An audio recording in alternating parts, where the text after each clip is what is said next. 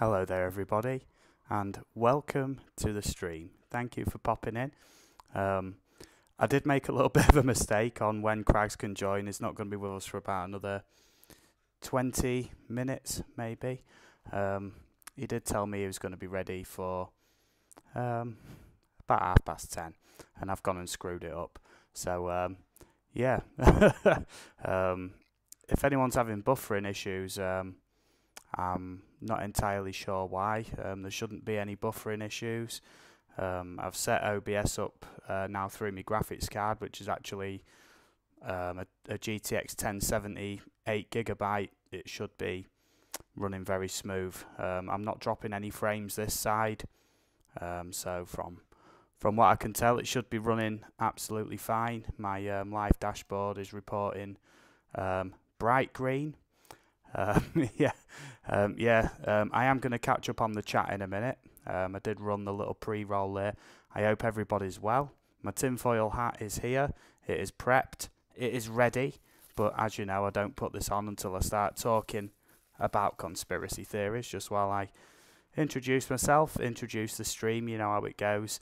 Yeah, Crags will be joining us in about 20 to 30 minutes. It was my mistake. Yeah, when I saw him the other day, I was very tired and a little bit drunk, so I got that completely wrong. He said past, so that's all good. He will be joining us, hence why there's a big space. I think I'm pointing to it over on this side here. That's where he'll be when it goes on. Fly Natural is popping in and out in the chat. I'm just going to go through a little bit of a roll call. I know this is outside of my usual stream time on a Sunday night, but I was at my nephew's christening yesterday. Yeah, I've lost track of days. Time has no meaning anymore. I haven't been wearing my tinfoil hat on a Sunday, so my brain is melting. I'm not sure what day it is anymore. The CIA is finally getting in there, worrying. So I'm going to combine my love for this stream of computer games and conspiracy theories, of which I know a lot about both. So, why not? I swear I'm getting more and more camp as I do more streams. You know, that's all good. So I'm going to go through the chat and have a little roll call here. You know, thanks to everybody who's in so far. As you know, with my streams, supporting each other's channels is highly recommended. You know, and all the channels who pop in are undoubtedly going to be very good. Unless we get a troll, and then, you know, my Blue Wrench crew, feel free to whack the living daylights out of them, because I've noticed on a few streams recently, there's been a huge influx of troll activity recently. So feel free to eliminate anybody who even slightly resembles a troll, because yeah, I'm not going to be dealing with it. Rob Random's in. Yo, Steve. I am trying to while the pre-roll was going, I was trying to keep up with everybody in the chat, but I'm trying to sort a few bits out in OBS in the background, so that's all good. So Rob Random says, yo, Steve, I hope you're well, buddy. Thanks for joining us. He also says the porn music is nice, about the channel pre-roll. Stevie D, dropping a like, thank you, mate. Joyce Maguire popped in to say hello. I don't think she's sticking around. ASAP Fishing, how's it going? I see you about all over the place these days, and I hope you're well. Drone Tread on me says my bell still works here. Yeah, and I have messaged him back, you know, good to know, thanks, mate. Maybe YouTube wants you to know all about conspiracies. You know, yeah. Oh, I didn't see that reply back. I have it on good authority. YouTube does not want me to. Yes, they're no longer recommending any videos that talk about conspiracy theories. This includes 9/11, Flat Earth, Men in Black, aliens, UFOs. The list goes on. Yeah. So the best way to find out when I'm doing this stream, if you're not subscribed to me already, is to join my Facebook page, which is AV UK. I have got it listed here somewhere. I hope I'm pointing in the right place to the text on your screens. So that's all good there. FSV, my young apprentice, I hope you're doing well. Abandoned City Camo Crew, great to see you, mate. Awesome channels I'm reading out so far. Mark Hamill, Joker fan, I hope you're well. Jeanette Pickering, great to see you in here. Airbexy, Urban Exploration. As far as I know, there should be no buffering whatsoever. I'm getting no drop frames, and stream health is extremely good from what I can tell. So that's spot on. You know, I'm trying to keep up with this chat. You know, you're all hammering away in the chat, and that's a great thing. I love it. Thank you. I'm just reading through here now. Just before I start reading out more of the chat and whatnot, I have a lot of great conspiracy theories tonight. Ones that I've followed for many years, and other ones which I've only just found out about while doing the research for this stream. So that's all good. So you're going to get a little bit of, you know, I don't know what I'm talking about for a few of them, and on others I do have a very sort of deep knowledge of them. So we're all going to learn something tonight, which is what I always hope is the case when I do these tinfoil hat live streams. You know, and next week I'm going to be doing a, if you haven't heard of this YouTuber before, Shane Dawson, he does conspiracy theory videos, 20 million subscribers, this guy. I've been watching a lot of his videos lately, and I'm going to do my rundown of my favourite conspiracy theories of his. So, yeah, if you're a fan of Shane Dawson, you know, feel free to stop by next Sunday as well, where I'll be talking about some of the things he's covered on his channel, which I think will be really interesting. Let's have a look. Jeanette Pickering says, you on your lonesome tonight? Yeah, like I say, Crags will be here in about 20 minutes. It was my mistake completely. That's good. Yep, that's cool. Having a look. Drone Tread on me says, yeah, we'll check out the page after we solve the New World Order issues. That's all good. And yeah, I'll tell you what, some of these conspiracies, while I've been looking them up, have been like, what? That might actually be plausible, you know, some of them. Just reading through. Now, I'm going to try and pronounce this right. I did spot you on Abandoned Cities live stream before this, and Jay's live stream. So, Life of Redo, please let me know if I've got that wrong. But that's the best way I can read your name and pronounce it, from what I can see. EBR FPV, I hope you're doing well. Flyer FPV's in. Great to see you all. It really is, you know. So I'm sorry I didn't make the stream last night. I was busy. I was in Leeds, and then I was at the pub I work at. It was the staff party, a belated Christmas party, you know, and I couldn't really pass up on bowling, a meal, and my drinks paid for the night by the boss. So can't really not show up for that, can I? You know what I mean? Biggs' channel says, how do, lad, where's the tin hats? At the minute it's like, where's the tin foil hats? Where's the guests? Yeah, that's all good. All of this will come through, I promise.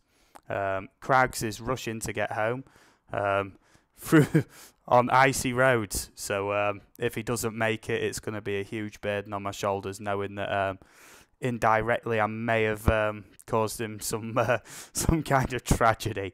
So I hope that's not going to be the case. Proper FPV, great to see you in here. I'm Hooked TV. You know, I'm just making sure I'm reading everybody out as you come in, and saying hello.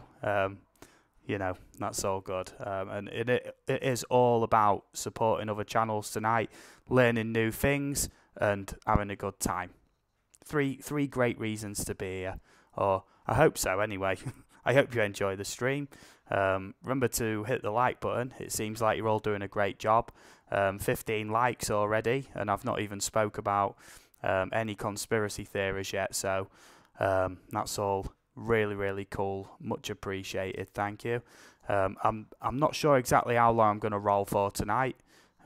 couple of hours maybe. Does that sound good to everybody? Usual sort of length for my streams, 2 hours maybe 3. You know, we'll see how it goes when Crags gets in.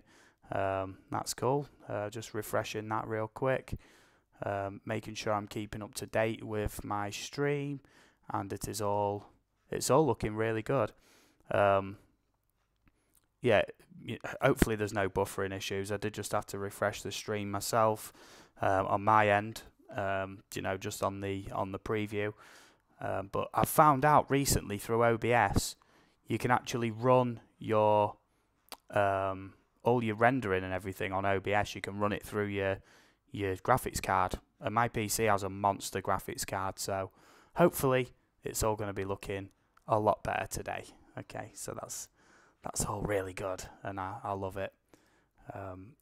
Let me know in the chat. I have been talking about this for quite some time. I was going to do an OBS guide video, but as soon as I started that video, I realised, to describe that one bit, you need to describe this other bit, and to describe that bit, you sort of need to describe this other bit. And what I thought was going to be a 5-minute video on a basic rundown of how I set up my stream like this soon spiraled into the 20-30 minute mark, and I still wasn't halfway to explaining it.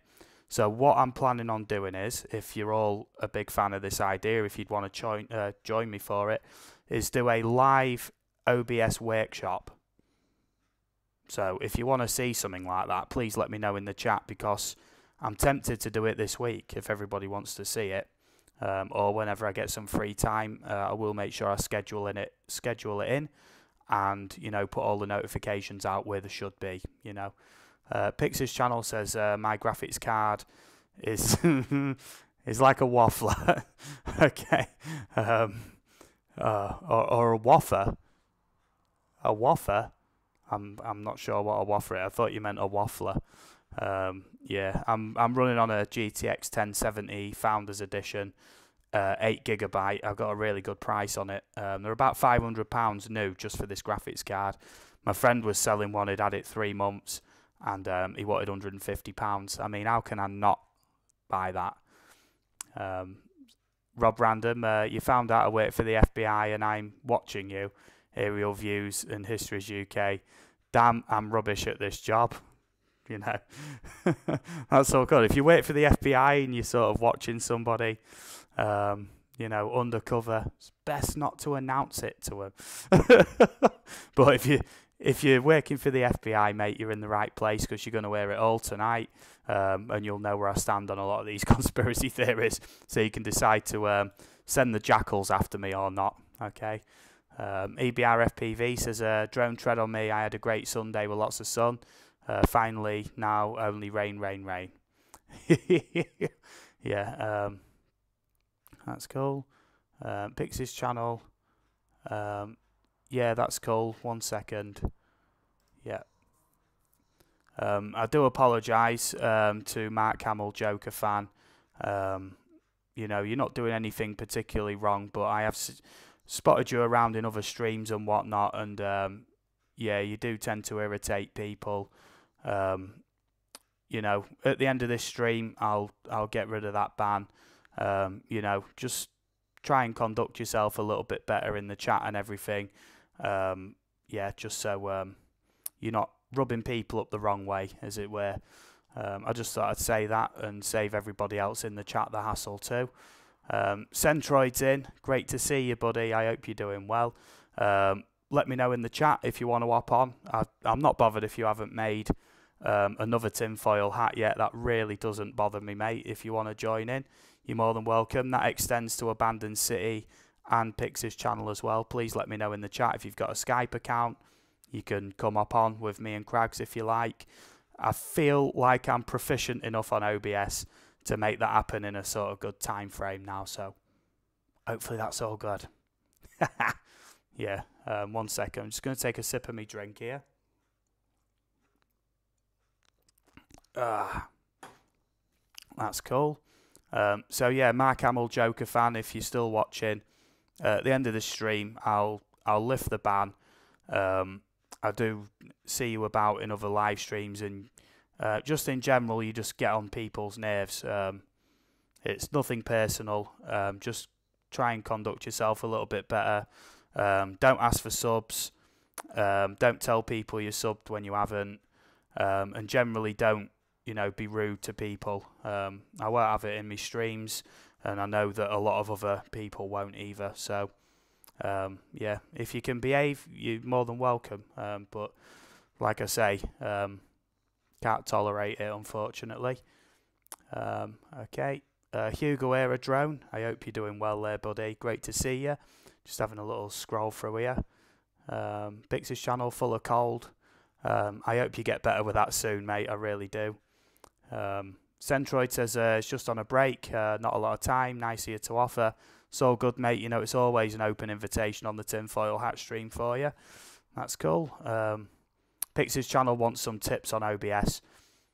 I'm just thinking, what's a good day for everybody for me to do an OBS workshop live stream, because I'm free until Thursday now, so just let me know when it's best for everybody, and I'll see what I can work out. Okay. That's cool. Yeah, Life of Reader, Abandoned City Camo Crew Explorers. Don't know if we even have one. I'm just Life of Reader. Got to try remember me Skype.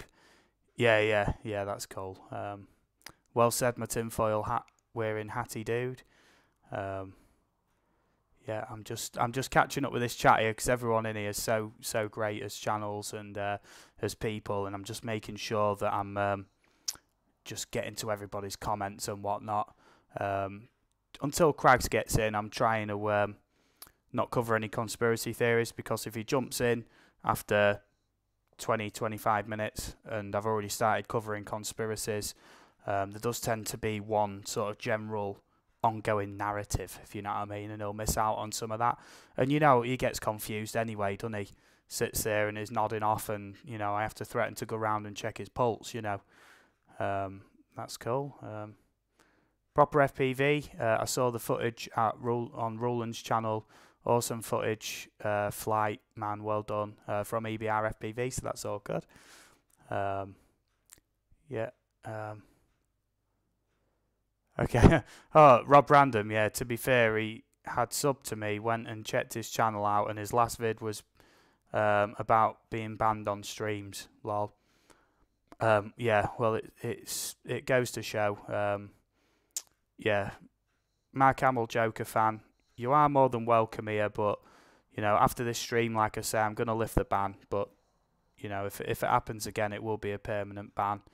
I've got enough stuff to do in the chat and with these theories to to not have to worry about keeping too much of an eye on the chat. So Centroid gives me time to work on my hat for next time, and I'm really looking forward to that, mate. And that'll be next Monday, I hope. Next Sunday, should I say? I'm not starting these streams on a Monday. I like my Sunday slot. I've just worked into that now. And, yeah, I thought, I still want to do a stream, but I just can't do it Sunday. So I've had to reschedule, So I hope everybody's well today. I really do. Freezing cold here. I'm not going to moan too much, because I know how bad it is or has been in the US and Canada. I hope that's getting better for you guys over there, across the pond. That's cool. Rob Random says young guns have no style on YouTube sometimes. I try and carry myself with a little bit of decorum is the right word. Don't say things that you're not doing. Don't tell people you're subbing if you're not. Don't ask for subs, don't expect subs, generally be nice, don't be rude. They're just the most basic of chat rules on YouTube, which YouTube doesn't enforce in any way, shape or form, so it has to be self-policed on it. So, Gary Foster's Brand Aerials, I hope you're doing well, buddy. This is a great community. Yes, it is. Thank you for dropping in. I had to pass on the opportunity on Canadian Drone Hub's live stream the other day. I had to get ready for work in about 10 minutes. Otherwise, I thought, Gary Foster, I'd love to have a word with him. Because it would have been the first time, essentially. That's cool. Pixie's channel says, Yeah, I should be getting a Spark that's modded up in the next few weeks. Looking forward to it. You know, spot on, mate. Spot on. And I do know the Spark is a great drone from what people have told me. I don't own one myself, but that's cool. The chat is moving very, very fast. I'm trying to keep up. I'm going to have to sort of speed up a little bit. That's cool. Yeah, Centroid, he says, Wirecast eats up processing on computer. OBS is a bit easier. But since I came on your live stream the other night and I stuck around afterwards, I am now running my stream through my graphics card. So it should be looking a lot better tonight. And I know I can up the settings quite significantly. I've been a bit pushed for time today, so I've only just upped the bit rate on the stream. That's all for now. But expect me to be streaming in 1080p, you know, real soon, you know, because I know it's well within capability. That's cool. Yeah, Jeanette Pickering says, I think you made a good call. Thank you. Yeah, Mark Hamill, Joker fan. If you're still watching, nothing personal. I'm going to move on now. That's cool. Yeah, Rob Random. Haha, Jeanette Pickering, can I rub you up the right way? Shh, don't tell the hubby, lol. Okay, there's a little bit of, you know, sort of flirtation going on in the chat. I know it's only a good laugh, you know. Yeah, that's cool. Centroid says, if it's possible, I'd love to join you again on Sunday. Yes, indeed. We're back to normal again next Sunday. It won't be next Monday. It'll be on Sunday, 6 days from now. Normal time, 10 p.m. UK, 5 p.m. Eastern time. Okay, so that's all good. I know most people in here, most probably already subbed to most other people. If you're not, please check out the other channels. I can personally vouch for every single channel that's in here, that they are legit, that they're nice people, all good. Airbexy, there's a blue wrench coming your way. You deserve one. I'm just reading up the chat, making sure that everybody in here so far has one. Just reading through. That's cool. Just having a look. The chat keeps going all crazy. I'm just trying to get there, yeah. Yeah. Centroid, £350, 4 batteries, and does footage in 2K. Really good. That's cool. Just having a scroll through here. Yep. Rob Random, Pixie's channel, I think, is coming after you, mate. He says he's got to roll up his sleeves, but is only kidding, mate. So don't worry, you ain't got an angry Chris Pickering on his way out to you. That's cool. Yeah, Drone Tread on me says, I'm patiently waiting on DJI releasing a Phantom 5. Yeah, I'm personally waiting for DJI. I know there's nothing announced or anything like that, but I'd love it if DJI made sort of like a Spark or Mavic Air quality camera drone, but under 250 grams. Oh, then all them restrictions lift. You'd be flying all over town with that. Well, I will be anyway. You know, don't tell the law that. That's all good. And I don't think they need registration either. So, come on, DJI, hurry up and do a sub 250 gram decent camera drone with altitude hold and GPS and all that lot. We're begging for it, mate. We're begging for it. And I'll be the first to buy it, trust me. That's cool. All you have to do is shave 30 grams off the Spark and you're there. That's cool. PMDB says, I was gutted when you weren't live Sunday. Yeah, a few people have said to me they was waiting for me stream on Sunday. I was doing my best all week to notify people in streams and put on social media that the live stream wasn't happening Sunday, but it would be on Monday. So, yeah, I hope you're not too put out by it, mate. You know, I don't like putting people out. I do like to stick to my schedule. But unfortunately this week I was a victim of circumstance and I can't really miss out on my nephew's christening or a paid staff night out. And that was essentially what it was all day. And I had a great day. Yeah, Life of Redo says, can we get a preview of the tinfoil hat before they have to drop out for the night? Yes, indeed. I'll be honoured. I'll put it on real quick. And I don't know if Craggs will have made a new hat yet. I know he stockpiles the old ones. Now this one is an old favourite of mine. This has been my staple hat now for quite some time, and it is called the Hive Mind, or as Centroid calls it, the Jiffy Pop. You know, it's got a little propeller on top. I'm just going to try and angle the camera up a bit so you can actually see the magnificence of this hat, because you really do need to see this. Yeah, look, it's about as tall as my arms. You know, if I want to reach that propeller, it is nearly one straight arm length up for me to reach that. And it is monstrous. It weighs a ton.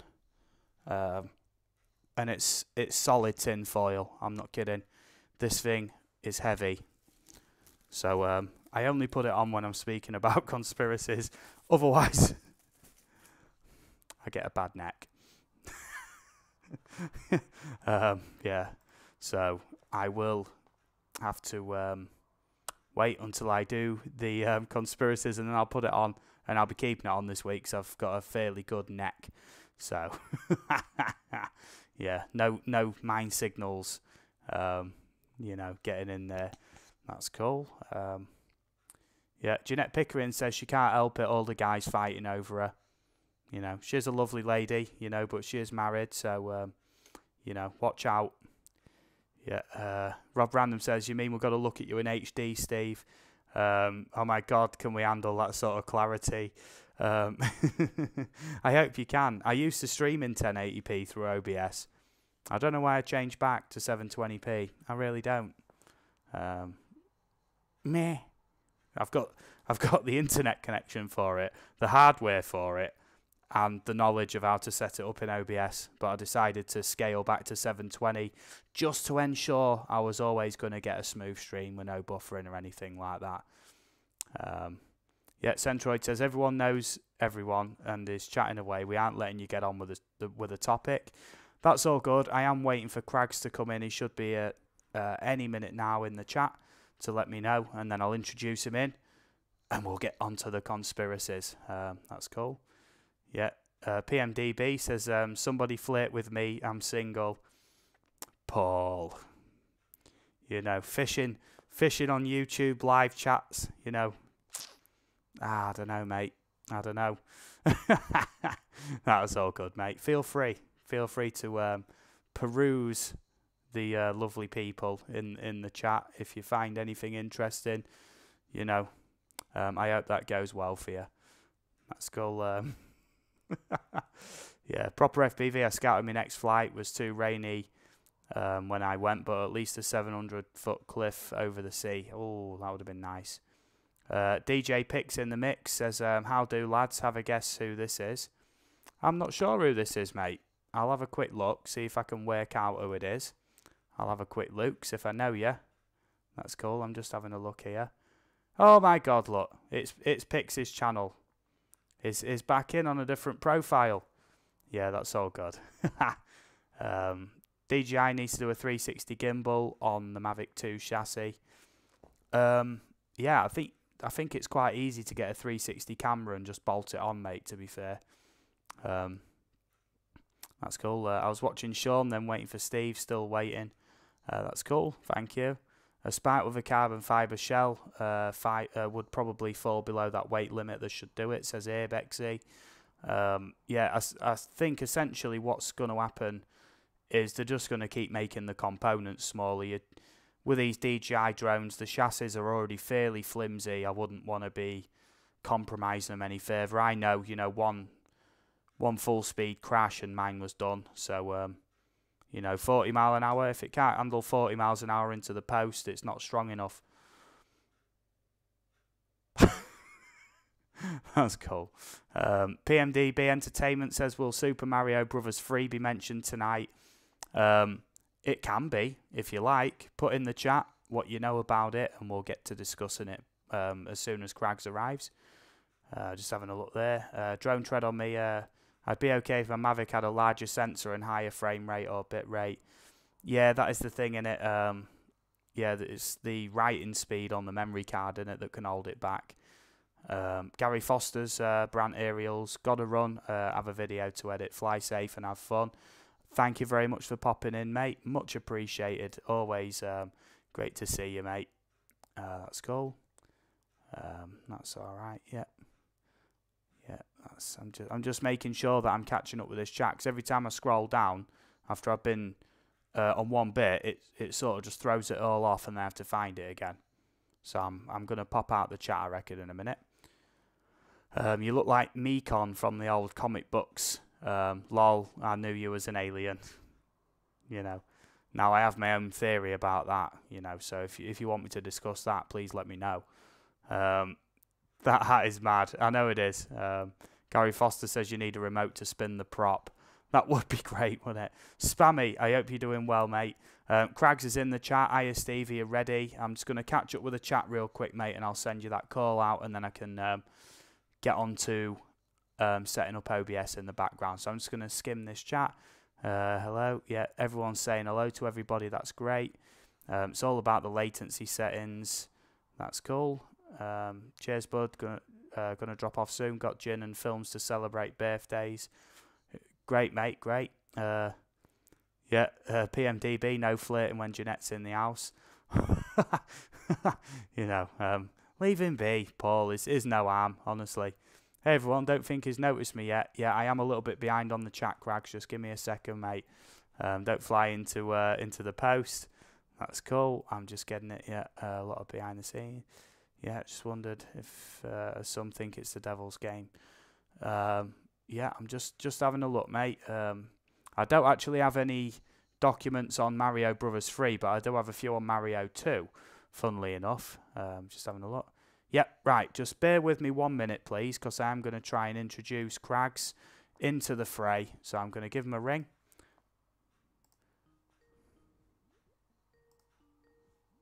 Bim, bim, bim. Bim, bim, bim, bim. Bim, bim, bim. Bim, bim, bim. Come on, Crags, pick up, mate. What are you doing?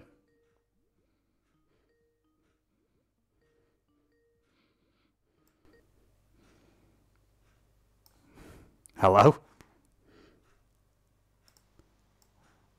Hello? Hello? Hello, mate. Blooming heck.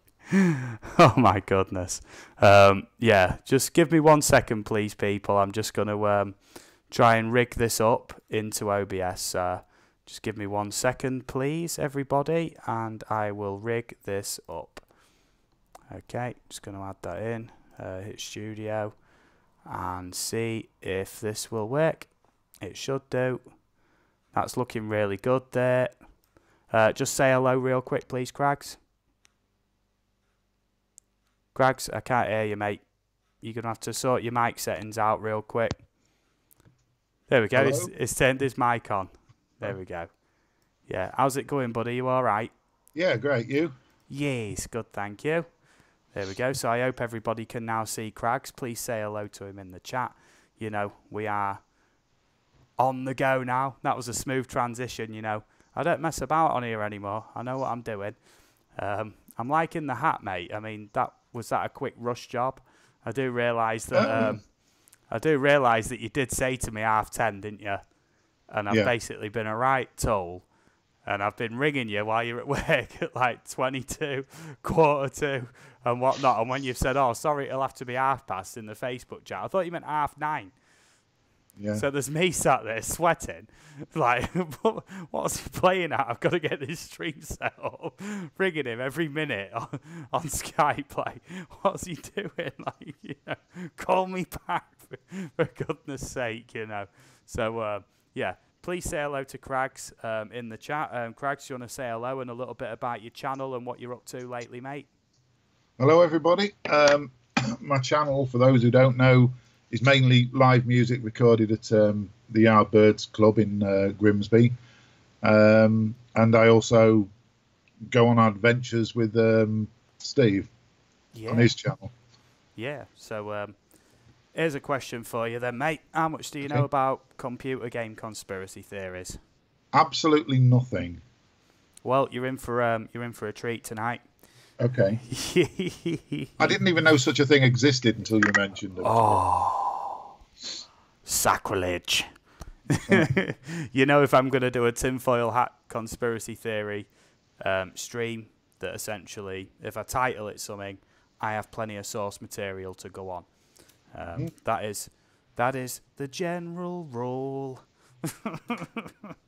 I'm getting more and more bizarre on these streams, you know. Yeah, it's a it's a combination of sort of wanting to entertain you guys more because you entertain me all so often in your streams, and I think it's just a bit more about caring less about what people think about me. You know, I honour everybody's opinion, but we were speaking about this the other day, weren't we, Crags? About sort of just letting go a little bit more. You know, it really don't matter, does it? You know, if you're a bit weird or you're into weird stuff, it's all good, isn't it? In the end, it's all good. We're all humans. That's cool. We're all just trying to get along. Airbexy asks, where's everybody from? I'm from Lincolnshire in the UK, Grimsby to be specific. So's Crags. I'm pointing the wrong way. That's Crags up there. I know you can't see where I'm pointing, Crags, in Skype. I do have to disable my camera, you know. Yes, no, I appreciate that. That's cool. Yeah, Centroid says, you're far better at this chat thing than I am. I'm trying to pick up some pointers. Hey, I'm not perfect, mate. I'll just waffle on, find something to talk about, and I do appreciate everybody in the chat for participating like you do, because you make it so much easier for me to relax and speak to you, you know what I mean, and just generally chat with you all. That's cool. PMDB says, very fitting for this video, Crags, that hat. Oh, yes. I can't agree more. I can't agree more. Pikachu with foil antlers. I tried to go with the theme. Yeah, they're more like them, do you know, the two prongs on a stun gun? Yeah. A little bit more like that. It looks like a cow's udder, says Jeanette Pickering. You know, Rob Random says, why do I feel like we're watching Pikachu being abused live? PD Tech says, hello, Crags. So I hope you're... there's a few people said hello. Just hello to everybody. Yeah, that's cool. Faith Channel, I hope you're well. Thank you for dropping in. I hope you're a fan of computer games or conspiracy theories. If you're a fan of both, you're in for a really good time. Okay. Drone Tread on Me says, why is Princess Peach always in another castle? That's something we're going to get to, I believe. I do have a lot to get through. You know what I'm like. Centroid says, is sad now. He feels left out. Well, we're going for at least a few hours, mate. So, I mean, at any point in the chat, if you say to me, you know, you're available, man, we can fit you in so easily. Don't worry. Just let me know. I'm stumbling over my own words here. PMDB Entertainment says, I love your streams, mate. Always deliver. Thank you, mate. Thank you so much. Centroid says, that spot is empty under Crags.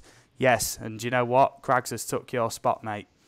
Sorry, it's took the top right spot. I thought I need to fill the screen a little bit, you know. That's cool. Just reading through the chat. I know it's going a bit crazy here, isn't it? I'm going to pop out this chat. It's irritating me, the way it keeps sort of scrolling, and I'm having trouble keeping up because it's all over the place for me. So if I do that, I've got it literally all down this side of the screen, and I can keep up with it there. Everyone's saying where they're from, you know what I mean? That's all good.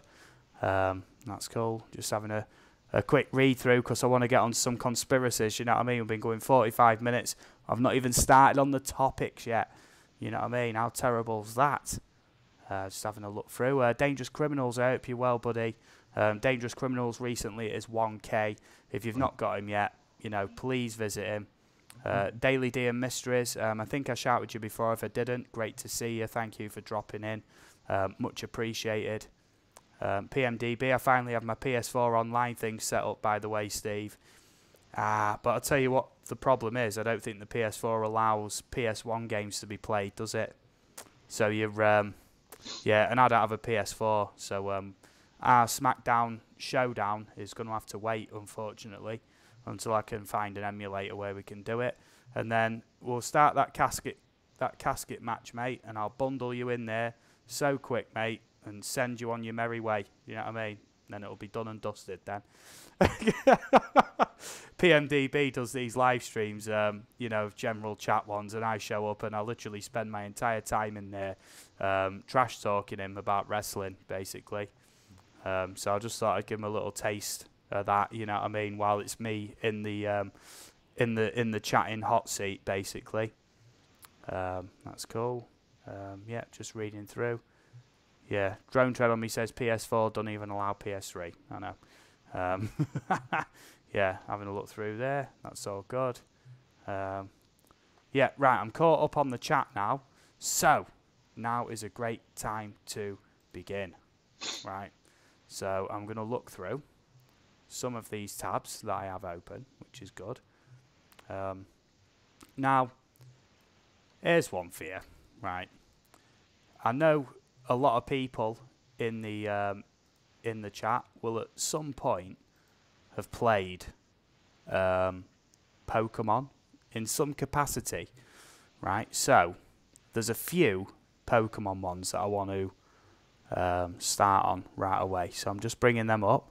Some I know a little bit about, others I don't know too much about. But if you've ever played Pokemon, this is a good place to hear a couple of quite crazy conspiracy theories about it. Kev, you look like you've frozen solid there, mate. Do you reckon you can move your camera down a touch as well? You're a little bit out of frame, mate. I'm getting just the bottom part of your lip there. Yeah, that's cool. That's all good, mate. That's Okay. good, mate. Maybe a little bit higher up, mate. Sorry to be faddy about it. Here Will we that go. do? Yeah, thank you, mate. That looks really good. Now, I did mention this to you yesterday, mate, while we was out, and it's a great place to start. There is a couple of Pokemon ones here, so I'm not gonna dwell on them for too much. You know what I mean, or for too long, should I say? Drone Tread on me says no Pokemons, but My Little Pony. That's a different story. PMDB says he's just gonna have to own me on another game. Oh, dearie, mate. Oh, I don't think so. Unfortunately not, mate. I can't allow that. That's cool. Everyone's having a good time in the chat. That's brilliant. And like I said, I do appreciate you all being here. So now we're going to start on this conspiracy theory. Back in 1996, Pokemon Red and Blue was released in Japan. I believe that was the release date for the Japanese version of it. And essentially, there's a town you get to in the game called Lavender Town. I'm not reading directly from any article. This is quite a well-known, or one of the more well-known conspiracy theories. Trust me, they're going to get more obscure as we go along.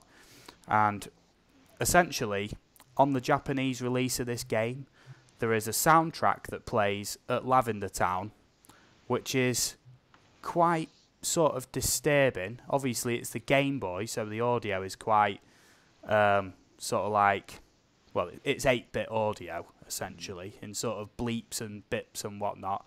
And in this audio, for the Japanese release, there's actually a series of high-pitched frequencies in there, which only young children are actually susceptible to hearing. The music itself is quite unnerving. Like I say, I'm going to post a link to a YouTube video, which is the original Japanese audio of the game.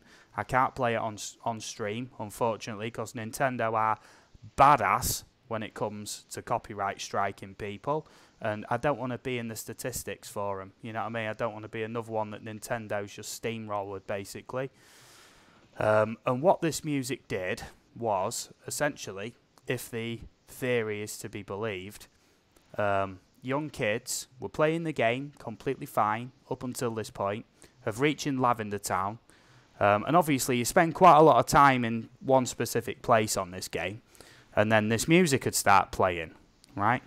And the kids would report things like headaches, dizziness, feeling sick, and essentially it's reported that a whole number of kids, Japanese kids, started to commit suicide over it because the tune would get stuck in their head, and the adults couldn't understand it because they couldn't hear the high pitch aspect of the music that the kids was hearing, right?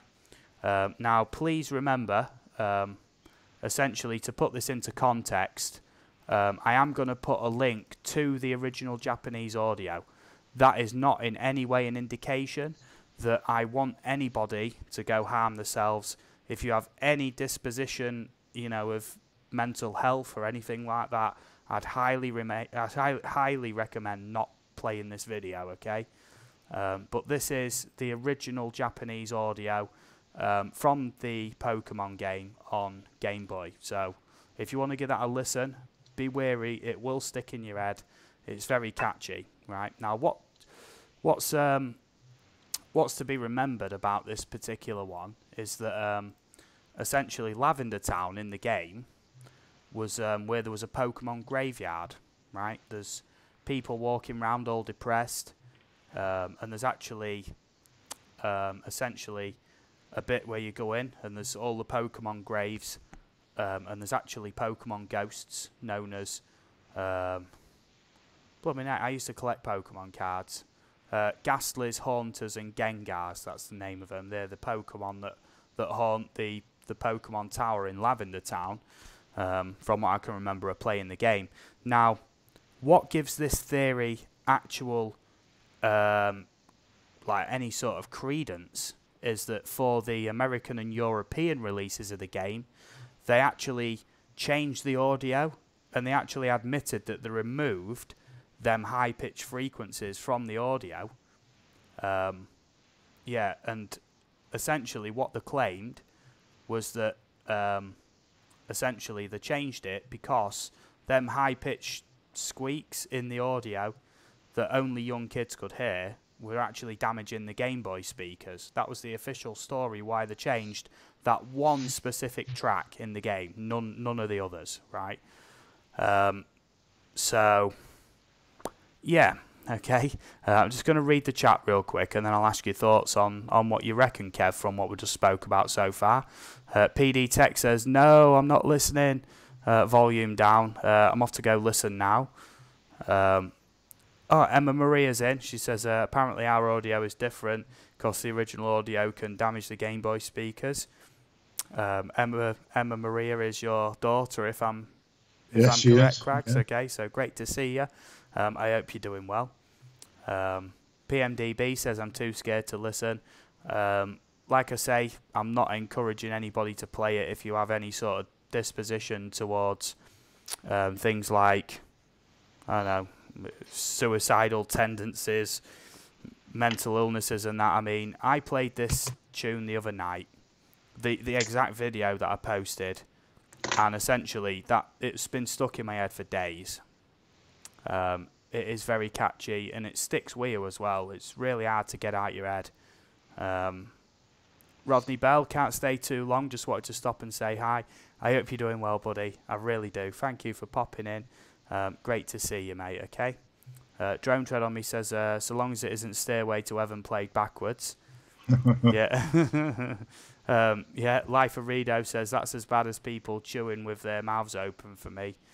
Yeah, that's pretty terrible. What's your thoughts on this one then, Kev? Because I know you've had a little bit of time to mull this one over. I don't usually speak to you about any conspiracies I have lined up, but I did give this one a little mention, didn't I, yesterday?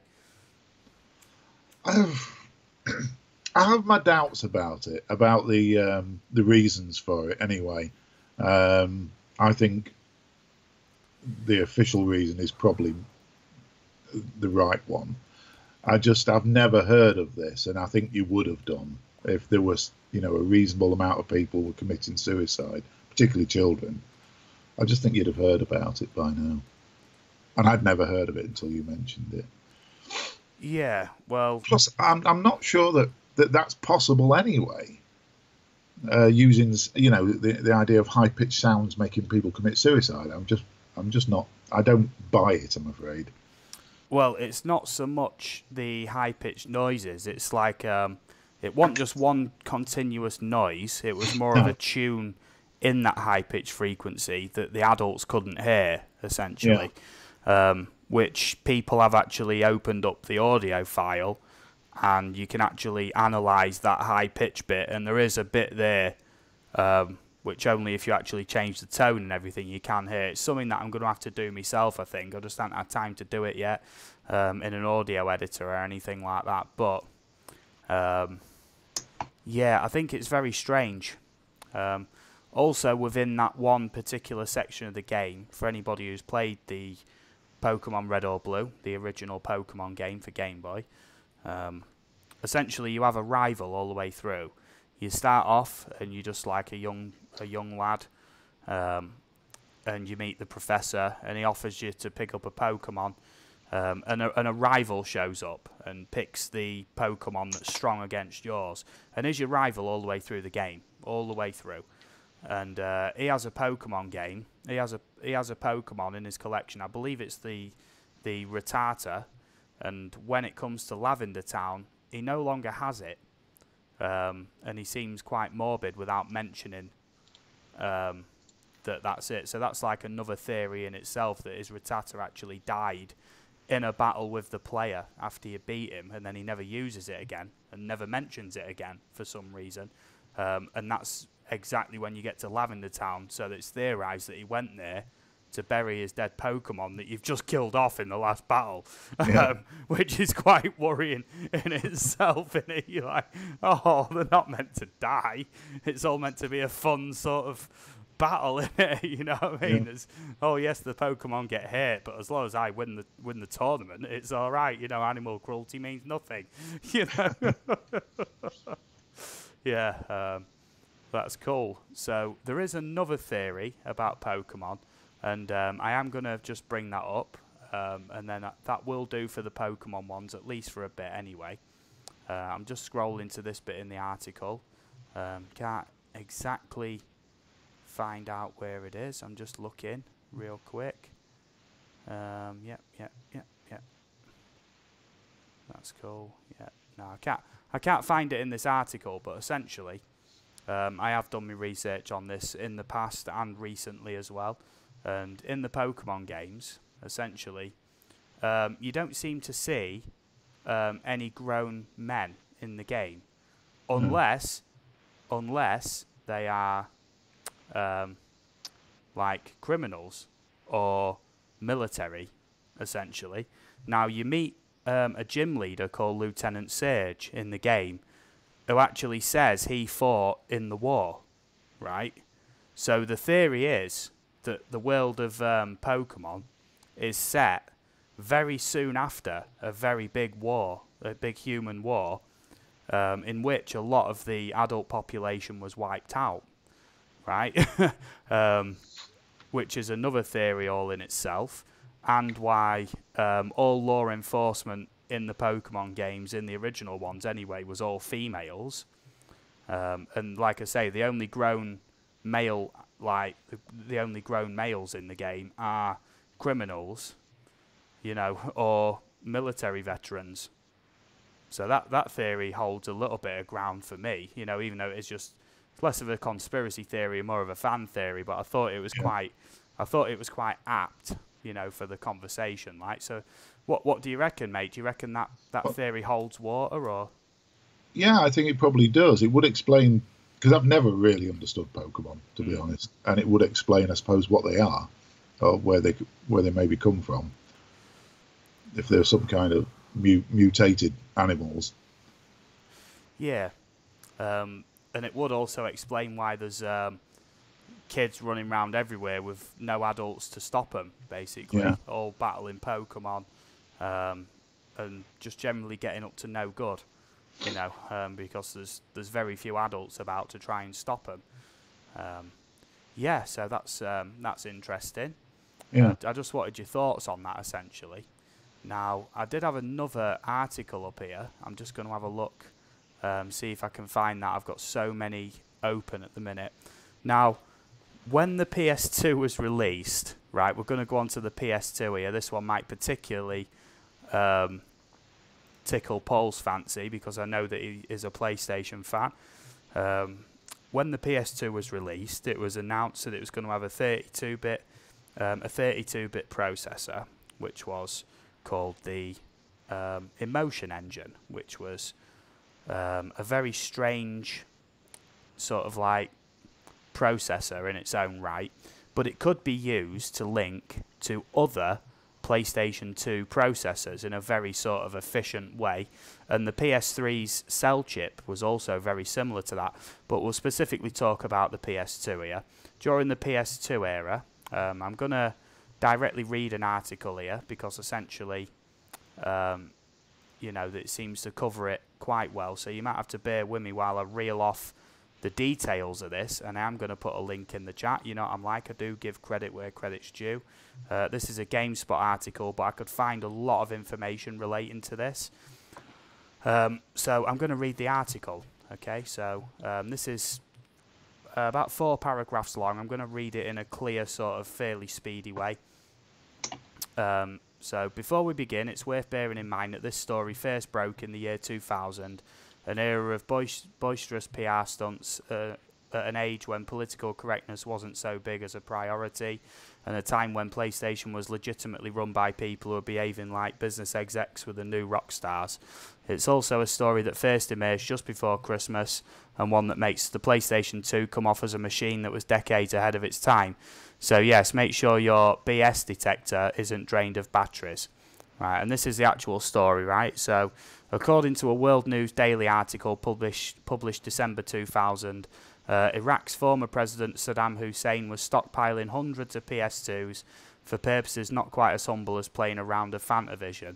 The story goes that the pugnacious war leader wanted to stockpile PS2s due to the console's 32-bit CPU being rather powerful, and thus, to repeat an anonymous quote circulating at the time, open quote, extremely useful in military design applications, close quote.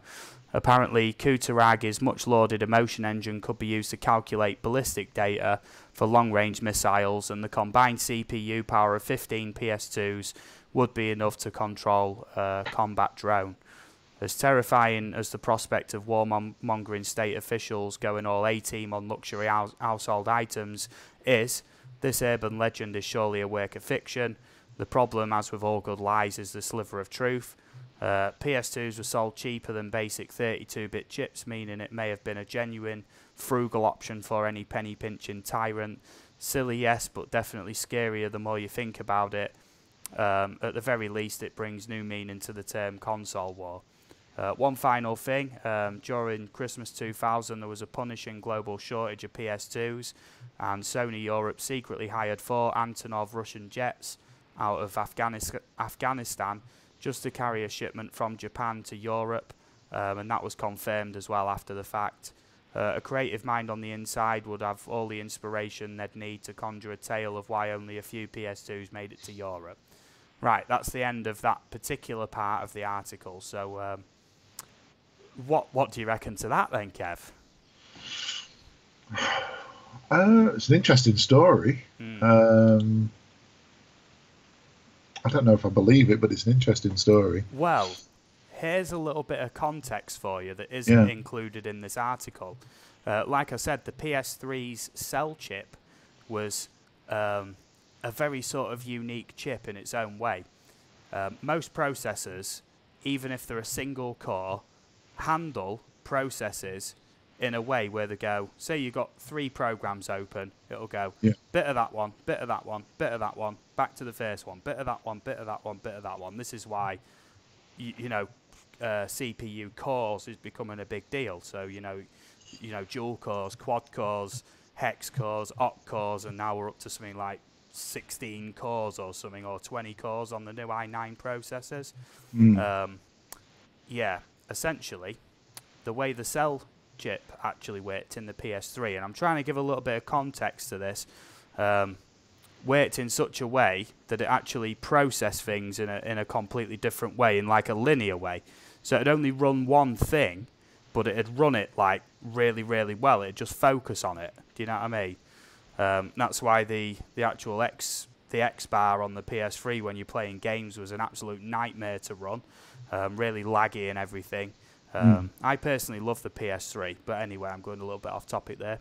Now, the US military, and this is confirmed, the US military actually bought thousands of PS3s because the original firmware on the PS3 could run unmodified Linux on it, which is like an alternate operating system alongside Windows. So essentially, your PS3 could perform as a PC, right? They spent literally hundreds and hundreds of thousands of dollars on these server racks, right? And these were to, control all sorts of data and everything like that. And the cell chip was extremely powerful and tailored to actually work with other cell chips as well. Now, here's the funny thing, right? Because in a later update of the PS3's firmware, they actually patched out the ability to support Linux. But the Americans, as they are, everything needs updating and whatnot, kept updating the PS3, not knowing that that was going to be a patch. And literally in one foul swoop, updated all the PS3s on the servers. And essentially removed any possibility of ever running it as a server again. And that is confirmed. They spent hundreds of thousands of taxpayers' money setting up that crazy little experiment. And it was for a few months, and then they updated, and then there's no more Linux. Oh, dear. What a shame. Yeah, so I think that was why around that time the price of second-hand PS3s suddenly just hit rock bottom. Yeah. The market was suddenly flooded, with old PS3s. So, so if you think it's actually implausible that military might try and use what is essentially entertainment computer game consoles or whatnot to run military software, think again, because the American military not only tried it but succeeded until they didn't have the foresight to see that Sony really didn't like the fact that they'd included Linux support and that people were running all sorts of rogue code through Linux, and it was one of the best ways to actually hack a PS3 was through the Linux side of things. And soon patched it out so nobody could do it anymore. And if they just turned auto update off, right, auto update off, and they'd still have that server rack, probably still performing to this day. Sony do like to keep control, don't they? Yes. Well, essentially there was a Sheffield University project as well that was called Folding at Home, it was called, which was Sheffield University actually got permission from Sony to add an app built into the firmware. So if your PS3 was on but inactive, essentially you could put it so that you could donate your processing power from your cell chip to their computation calculations and whatnot at Sheffield University over the internet. So it'd take a chunk of the processing, do that bit, send it back, and essentially your PS3 would work as an online server for Sheffield University, essentially, which I thought was really interesting. But why anybody would switch the PS3 on just to do that, I don't really know. I mean, you leave it on or you turn it off, don't you? I don't bloody know. But some people are not very energy efficient, are they? Eagle VP is in the house. Hello there. Eagle. It's the Eagle. I hope you're doing well, buddy. Great to see you. Mate. It really is. That's cool. I'm just going to try and catch up on the chat quick, just see if anybody has anything to say about this. Just having a look. Yeah, PD Tech says, I remember the PS2 was quite a capable graphics machine in its day. And it really was. And I mean, if you run PS2 games on an emulator, on modern PC hardware, you run it in 4K, you can even get like texture packs and everything. You can make these games look like brand new games just by changing the resolution. I'm not kidding. That's why there's been this whole slew of remasters where they literally just up the resolution to 1080p or 4K. They don't need to do anything else. That's it. You just change the resolution and it sharpens it all up. And what an easy cash grab that is.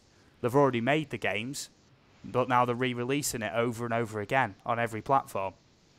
So it's a good money spinner, and sort of proves my point there. There we go. PMDB says hello to the Eagle. The Eagle is like a legend in our circles, you know what I mean. We've met up with him many times. If you've not checked out the Eagle, please do. I watched your Drone Flyers review show earlier, mate. I did exactly what you said after I'd watched it. I went and checked out, I can't remember the name now. It was a strange, like foreign sounding name, but I'm now subbed and I'm going to get round to checking all their videos out, okay? Hasdak, great to see you, buddy. Sean Sim, great to see you too, buddy. It really is. Drone Tread on me. I wandered through a bridge in Sheffield to a fine establishment on the wrong side of town. I should stop there. No, please, Drone Tread on me. Please, go on. I don't care if you have to go into graphic detail. You've got a blue wrench, mate. No one's gonna knock you out, okay, of the chat, you know. But that's all good there. Eagle VP is going crazy in the chat. Thanks for dropping in, Eagle. You know, it's much appreciated. You are a great supporter of mine, and I do my best to support you back. You know, that's how I do it with everybody, you know. And that's all good. So I hope so far you've all been enjoying these conspiracy theories, as they are. And I mean, I'm not going too much into, like, fan theories. I'm trying to keep it as conspiracy theories, do you know what I mean? So, I'm just having a look here. Now, here's a very, very popular one. And there is a lot of information about this. Kev, have you ever heard of an arcade game called Polybius? No. Okay. I certainly don't remember it anyway. Okay, well, I'm going to spell this in the chat. Okay, I'm going to spell it as it is. Right, now please hear me out before you go searching for it, because I've got a link to gameplay, or apparent gameplay, of this arcade machine. PMDB Entertainment says yes. It has had several pop culture references, including The Simpsons. It was referenced on there as well. A bit where Bart's in the arcade, and at one point you see him on this arcade machine, and next to it is a machine saying Polybius in the writing and everything. So here we go. I've got this on so many articles here. I'm just trying to find the one that I think's the best one, basically, just to make sure that it is. I'm going to be reading this the right way. You know what I mean? I want to cover this properly. Okay. So here we go then. I'm reading once again from the GameSpot article.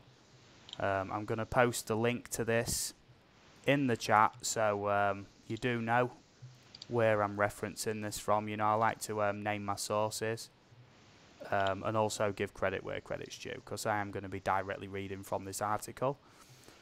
There is a picture on that article of Bart Simpson stood next to the Polybius arcade cabinet as well, with property of US government stamped on it.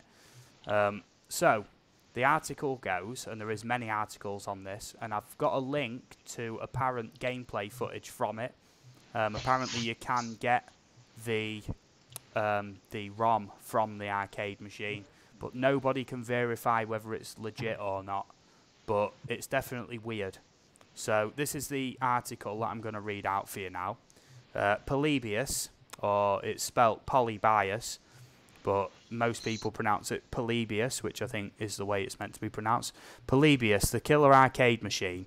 Possibly the most alluring of all video game urban legends is the story of Polybius, an arcade cabinet apparently built by the US military, or perhaps the CIA, in 1981. This story has circulated online since the mid to late 90s, and curiously, unlike most myths, its details have not been embellished in the 2 decades since. According to the earliest accounts of the story, only 2 Polybius machines were ever built and were installed at separate arcades across the suburbs of Portland, Oregon. Those who played the game apparently experienced headaches, nausea, nightmares, while in some cases of this story, such side effects were followed by suicidal thoughts. Agents dressed in black were said to have frequented the arcades in Portland, apparently to download data stored in each cabinet, Months after they were installed, the legend goes, both machines disappeared. The origin of this story remains a mystery, but one theory is that the cocktail of different truths mixed together to create a far more interesting tale. There were local reports at the time of FBI agents visiting arcades, though this was apparently due to an investigation into illegal gambling rings. In the early 80s, when the old arcade machines was in, it says rude health, but I'm guessing it was in good health because that was the 80s, wasn't it? It was not unheard of that some customers would frequent arcade machines and stay for hours trying to bathe themselves with the fame of high scores. Naturally, doing this for extended periods would make some players sick. No one has come forward to say they've played Polybius, yet the tale has lingered on, even appearing on an episode of The Simpsons. Now, there is much, much more about this online as well. That is just the rundown, okay? That's cool. Yeah, so what's your thoughts on that so far then, Kev? Let's hear it, mate.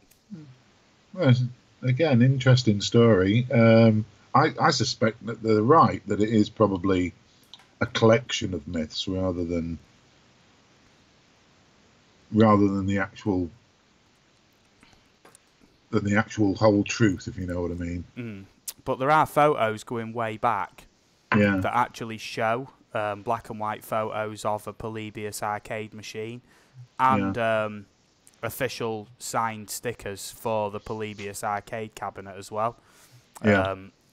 Whether they're real or not, unknown.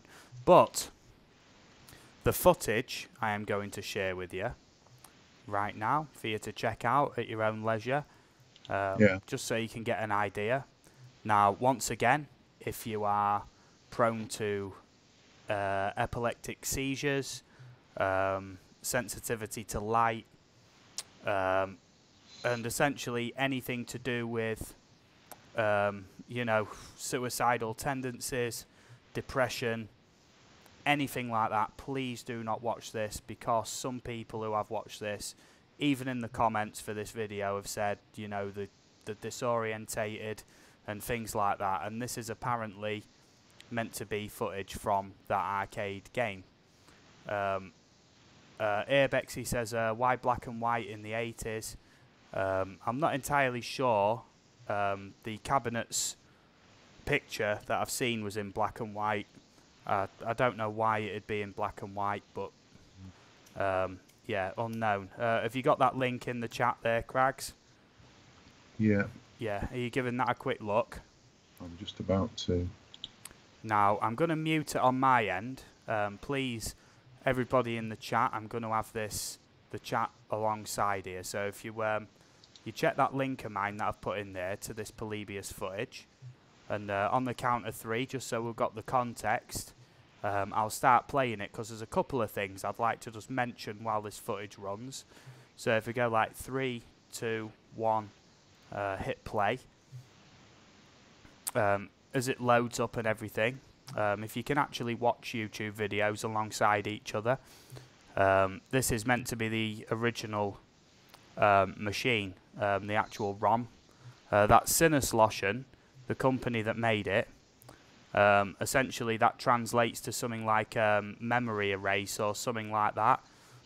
If you don't put this code in, apparently certain parts of the game don't work. This was a code which unlocks a load of strange options within the game, including subconscious programming modes and all sorts within the ROM, which is very, very odd indeed. But the only question I've got to ask is, if this is legit, how did they get hold of a copy of the ROM? Yeah. And obviously as well, it would be quite easy to fake something like this. So it's just made to look more authentic, I think, by the fact you have to put in an access code to unlock certain features, which don't seem to do much, if you know what I mean. So I hope everybody in the chat has gone quiet, because they're essentially watching this footage through with us. This access code is very specific. and is quite well known. This code itself has been referenced in a few different things. So if you ever see this code, it is a reference to this Polybius ROM, which has been leaked or whatever of the actual game. Now, obviously, like I say, if this is the bit where it gets really sort of flashy and whatnot. So if you're susceptible to epileptic fits or any kind of mental health issues or anything, I'd highly recommend stopping the video now and stop and playing it, because there is apparently all sorts of subliminal stuff that goes on in this footage, basically. Now, this is at the bit where essentially there's loads of geometric shapes. I can't turn the audio on my side, but the audio is indeed very trippy. Equinox Photography Bristol has just come into the chat. I hope you're doing well, buddy. I posted a link to a video, essentially, that we're just watching through in the background here that I can't play on my stream, unfortunately, which is to a Polybius arcade machine. We're currently nearly at the 3-minute mark here, and essentially this game is believed, if this is real footage of it, essentially it was believed to have been made by the FBI or the CIA to subliminally program people, and agents would show up and collect the data from the machine after people have been playing. Now, it looks fairly tame at the minute, at the 3-minute mark. Now, what I'm going to suggest you do is sort of skip through to about 4 minutes 45, and then just watch what it starts doing. Yeah, and if you've got this on full screen or anything like that, this is why I said if you've got epilepsy or anything like that, please don't play this video that I'm putting in the link, okay? Now, what does that do to your eyes, Kev? Yeah. That is crazy, isn't it? Yeah. Yeah, exactly, PMDB. Everybody in the comment section for this are all saying that they want to join the military. Honestly, whether I think they're trolling, but Yeah. it's very odd indeed. Oh man, it hurts your eyes, doesn't it, just looking at it? Now, I'll stop watching it. Yeah, if this is an actual real capture of the ROM playing, then essentially good luck, because your eyes aren't going to last 10 minutes of that. I'm skipping through because already, and I've not even got that on full screen, and my eyes are killing me looking at that. It's made them go a bit funny, actually. Yeah, really, really odd. So, whether that's real or not, I don't know. But it's definitely plausible that the FBI or CIA have done some sort of machine which would sort of program people or attempt to, and put it out as like some sort of arcade machine or arcade cabinet, you know what I mean? So, yeah, final thoughts then, Kev? What do you reckon? Well, I agree. I think it's plausible. I just don't know whether I believe it, but yeah, I agree it's plausible. I think, say, I wouldn't put it past them. No, as we know, you know what I mean? Bearing in mind the CIA during this time was working on a mind control program called MK Ultra, which has been confirmed. Yeah. Let's not forget, this is confirmed. This is not just some random conspiracy theory. And official files have been released relating to that, but only about 1 to 2% of the files, because the rest have been lost or destroyed. So we'll never truly know the true scale of Project MK Ultra, unfortunately. No. But I'm willing to bet they've not been lost or destroyed by accident, because they'd probably have a lot of problems on their hands if the details of them actually doing more than drugging and killing off their own people on quite a mass scale is going to cause a lot of hurt feelings in it amongst the public. Yeah. King Royal, the Clueless Gamer, I hope you're doing well. The Clueless Gamma, should I say? I hope I'm pronouncing it right. I would recommend, if your name's meant to be Gamer, I would change it, mate. It's better to have your name spelt out perfectly. Pokemon will enslave us all. And hello, everybody. Welcome. You know, you're more than welcome in this stream. Great bunch of people here, great community we've got. So that's spot on. Lever Guns 50 has just come in. What are we talking about today? We're talking about computer game conspiracy theories. Yeah. Equinox Photography said something seriously trippy with that video. Shut my laptop down. And like I say, to anybody who's just joined, if you're prone to epileptic seizures, please do not play that link I've put in the chat, because there's a high likelihood it'll trigger a seizure. I mean, it's given me eye ache after watching it for about a minute on a tiny window on my screen. Okay, so and I'm not prone to epilepsy or anything like that, so that just tells you how bad it is. Which is meant to be footage of the game Polybius, which was a CIA or FBI mind control program, or some way to collect data on people who were using the machine, with all sorts of nasty effects, basically, including headaches and nausea and everything like that. I think it's messed with my brain, you know. I can't even speak properly now after watching that. Okay, so next up then, we're going to move swiftly on. I think we've exhausted that avenue of Polybius for now. Now, did you ever hear of the Tiger Woods golfing games, Craigs? Yes, I remember those. I Yes. never had one, but I remember them existing. Yes. Now, in the early days, early-ish days of EA, back when there was a fairly respectable company, yeah, I can't say any more than that. I've probably already overstepped the mark, to be fair, by saying that. I don't want to get my channel removed. Allegedly, when EA was a reputable company, allegedly, apparently if I keep throwing around allegedly, I can't get in trouble, because it's almost as if someone else said it and I'm just repeating it for you to make your own judgment on it. The game Tiger... Sorry, mate, go on. I was just saying almost. Yeah, almost. Almost licensed. Almost no blood on me hands if I go allegedly. The game Tiger Woods PGA Tour 99. We're talking about a PlayStation 1 game. Essentially, I'm going to read from an article. I was going to just speak about it, but this article covers it fairly well. If it doesn't cover it as well as I like, then I will chip in the extra bits that I know. So I'm going to pop that in there. Drone Tread on Me, SimCities 2000, EA Prime. Yes, indeed, SimCity 2000 is an amazing game. So I'm going to be reading a little section of this article, and it says, Crouching Tiger, Hidden South Park. So essentially, I'm going to read from the article. Back in the day, around 98, 99, PlayStation discs carried a limited amount of game data.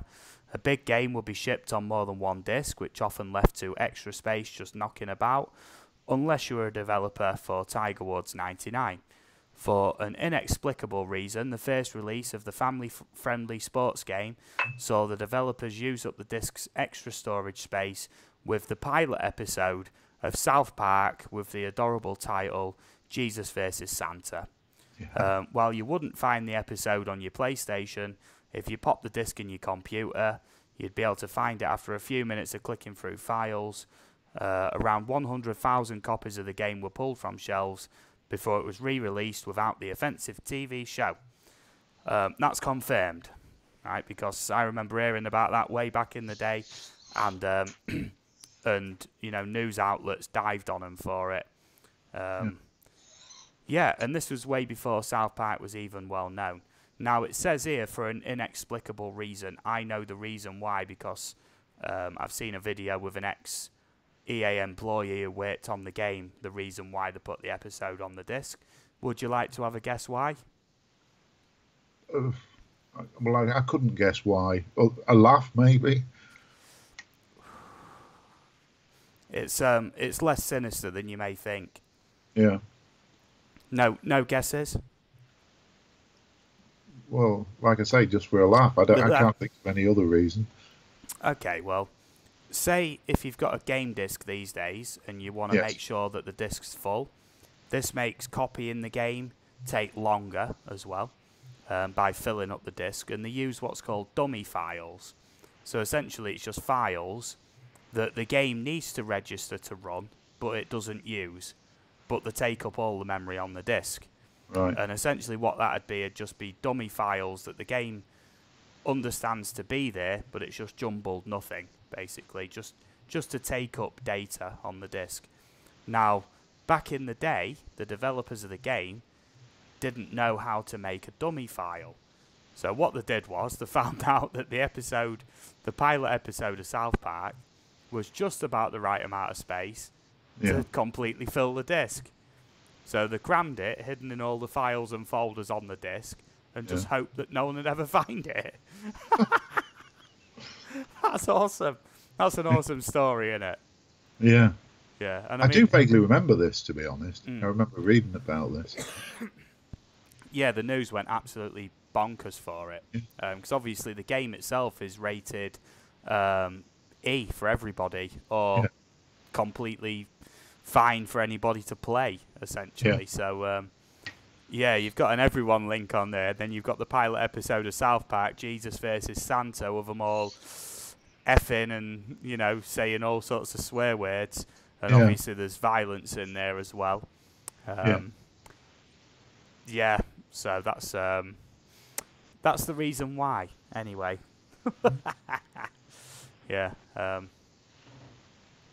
Drone Tread on Me says, I downloaded the first South Park to a zip drive at Penn State in the 2000s era, and that was around the time that, before you could get good quality sort of copied discs of anything, and that's how the original episode actually circulated, originally on USB drives and zip drives and whatnot. And it had lots of official fans, even though they'd not done an official episode yet, including some of the fans were Jack Black, George Clooney, and a whole list of other famous people who would watch the episode, and they used to, get friends round and they'd sit there and watch it, this unofficial sort of, using paper cutouts and stop motion for all the animation. Now it's all done on computers, of course. But I quite like that story. It's quite funny, isn't it? Yeah, I like it as well.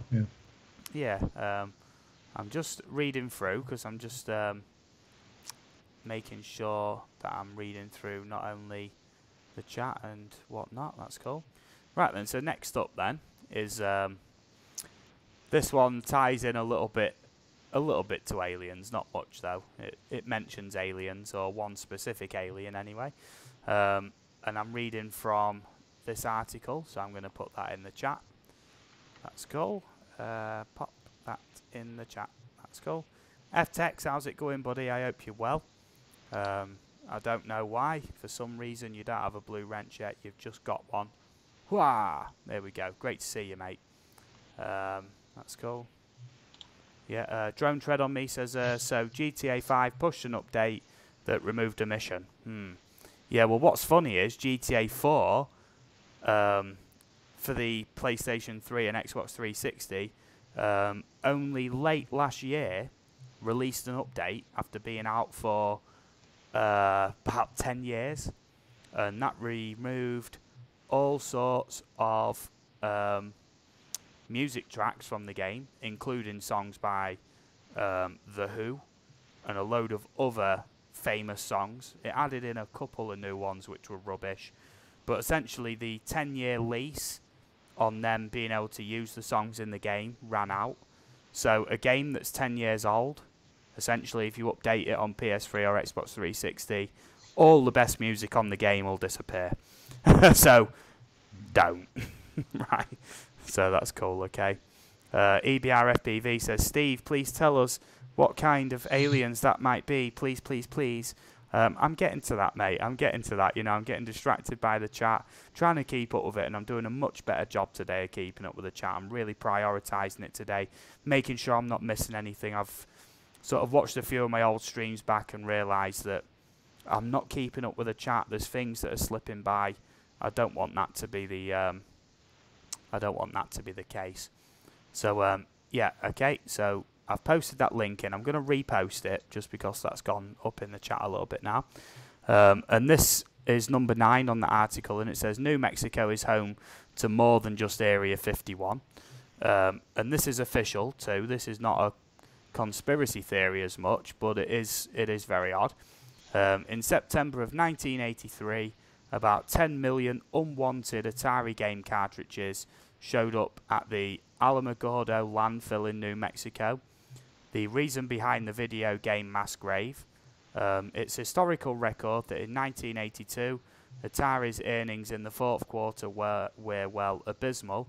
Atari had banked on 2 massive blockbusters to deliver them out of the red, a home version of Pac-Man and the infamous E.T. movie adaptation. 5 million copies of each title were returned to Atari by disgruntled fans, and what else are you supposed to do with 10 million unwanted game cartridges? Get a steamroller to crush them, and then pave the whole thing over with concrete. And that's what they did. They officially said, but they've never revealed where that landfill site is. Now, obviously, E.T. was a massive film, wasn't it? A huge commercial success, and still beloved by fans to this day. Now, the game wasn't. The game was a steaming pile of poo, right? And that's... I'm doing my best not to swear, and I'm doing so well. I've not swore on stream for so long. Right?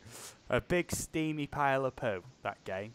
Graphics were terrible. There was no clear objective. There was holes in the ground you just fall into. There was keys where you don't know where there was. It was buggy, a broken mess. Yeah, essentially. And that... Apparently, it was the game E.T. for the Atari consoles which caused the video game crash in the early 80s, which pretty much destroyed any public trust in computer game companies. Because back then, essentially, as long as you could make a game, Atari thought quantity was better than quality. There was games that were called shovelware. Literally, make a rubbish game. These little rubbish studios would know that Atari had given them the permission to publish it on their console, give them the green light, and essentially, you know, film tie-ins were a big draw, obvious money spinners, and yeah, essentially the Atari had loads of crap games, and E.T. was bigged up to be one of the best games ever made so far, alongside, you know, a great film by Steven Spielberg, and it turned out to be absolute trash, and then that literally destroyed all faith. Atari went bust straight afterwards. Yep, and what actually brought the computer game industry, or the home computer game industry, back to life was the release of Super Mario in 1985. Yeah. Which, a lot of this in the article, but I just know it anyway. So, yeah, what's your thoughts on that so far, mate? Well, to be honest, it's a story that I do vaguely remember. But movie games for years were a pile of poo, as you said. A steamy pile of poo. There's been very few, certainly at that time, and for a good decade or more afterwards, that were actually any good. Movie tie-ins, they just were always... like you say, buggy, yeah. And just often had very little to do with the movie. Yeah, that's cool. Okay, I'm just going to catch up with the chat really quick, because I've seen some great comments coming through there. Drone Obsessed Jerry Calverley says, "What's up, brothers and sisters of the drone world?" Oh, we are excellent, mate. Great to see you in here. Pauline Newman says hello. Rob Random says, "Sure, I saw a video of that landfill being dug up and the games were found." I haven't seen that video. I'm going to look in a minute to see if I can find it, because if you yeah, sorry, I just want to say I think I've seen that. That's I think what I remember. Okay, well, let me catch up with the chat, and I'm going to see if I can find, unless you want to have a quick look for it in the background, well, mate, while I catch up with the chat. Probably something like... some glasses. computer games found in desert, Yeah. or E.T. I think if you look up E.T. found in desert, it's going to come up with a whole load of other things, to be fair. But, yeah. Equinox Photography Bristol says, remember it well. Drone Tread on Me says, Super Mario Brothers, you just can't beat it. I know, yeah. And I've been thinking, actually, there is quite a lot of great games. And I have a good PC, more than capable of doing gaming live streams. If you want to see me do any gaming live streams, and I play games a lot, so if you want to see me do any gaming live streams, just put it in the chat. But it's something I've tried to not do, if you know what I mean. I do have an old gaming channel. It went nowhere, and it's now derelict. You know, I don't do out with it. Okay, Love My Drones is in. Hiya, Steve and Kev. I hope you're well, buddy. Drone Obsessed asks, are we freezing our butts off? It's not that bad in the UK, mate. It's really not. It's not as bad as it could be. Faith Channel, I hope you're well, buddy. Hasdak, I remember Sonic coming out of Sega. Whoa, I know, yeah. T-shirts and short weather there. Yeah, you know, it's... I have got the eating on, to be fair, but, you know... Drone Obsessed says, I thought you were going to be on Sunday nights. Yeah, I was doing my best, mate, to put it out on social media and visiting people's streams and just giving it a mention that I wasn't going to be streaming Sunday, but instead on a Monday.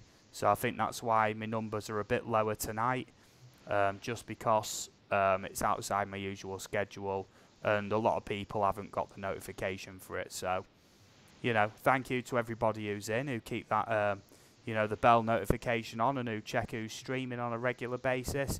And thanks for coming in. It's the same show, different night. As of next Sunday, or this Sunday, back to normal schedule, 10 PM UK time, 5 PM Eastern time on a Sunday. So back to normal again. I was very busy. Nephew's christening and staff party, you know. And I knew that was coming, so I did try and... you know, give you all the heads up. Yeah. That's cool. Equinox Photography Bristol says, I had a 500 and a 1200. Nice. Have you still got them? Drone Tread on Me, Super Mario, Zelda, Metroid and GTA were my favourites. My favourite game series of all time, as a lot of people who know me know, is Grand Theft Auto. My old gaming channel name was Wonders GTA Gaming. And I've got a few other profiles that's all Wonders GTA, basically. PMDB says, I love Sonic, Crash Bandicoot and GoldenEye. Oh, dude.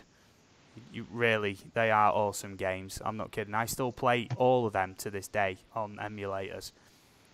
Equinox Photography says, I had the original Atari Woody.